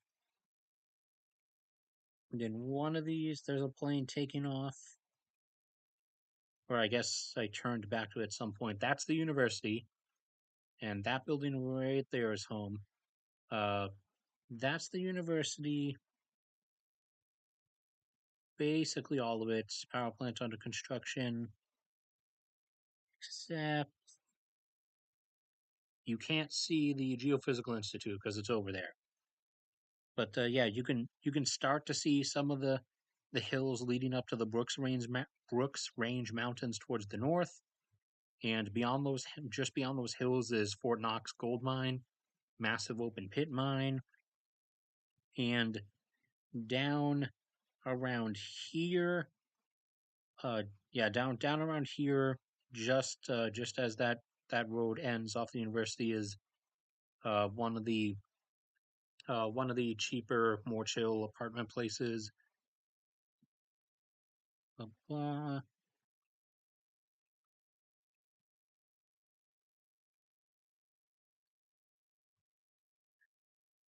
Yeah, I failed to check chat a lot, so I don't. Uh, I'm off. I'm failing to know which ones were nice shots, and I guess I'm gonna basically call it there. Except I'll just go right through real quick to try to find the one with the takeoff. Some of the Alaska Range Mountains coming into view there again from a different angle, obviously this time from up in the hills where Yak Estates are.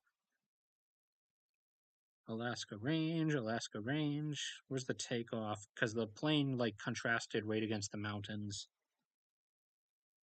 I think it's should be soon. Man, come on, where is it?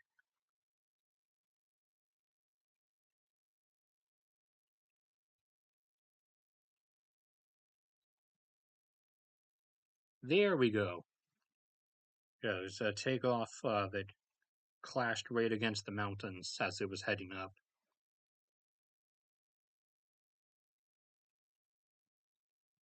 Then it curves away and got some ducks and a swan before I headed down for my summer visit to my parents that year, 2017. I think that was. I didn't get any really decent shots at the airport, so that'll probably be it. Proudly all Boeing. That's not something to be proud of anymore. Boeing is not who they used to be. They've gone way downhill. Their products are kind of trash now. Airbus all the way is what I'll say. Unless Boeing restores themselves to their former quality, but I don't necessarily think that's happening. So I will say Airbus all the way. Go French. And yep, that's down at my parents' place. So that's where I'm going to end it because I sheer forgot how many shots I have taken. So that was vaguely maybe 10,000 out of like 20,000 shots that I've taken that I still have, that is, or something, because I've deleted way more. So that's probably going to be the end of it for this one. So thank you to everybody, the few people who actually were here, and thanks to the guy who gave me $5. So I will have to do another one of these specifically at some point to try to show the other 10,000 shots. And I'll assume the same 3 to 4-ish people will probably show up for that one. But that will be it for now then. So thank you everybody, and I will head off.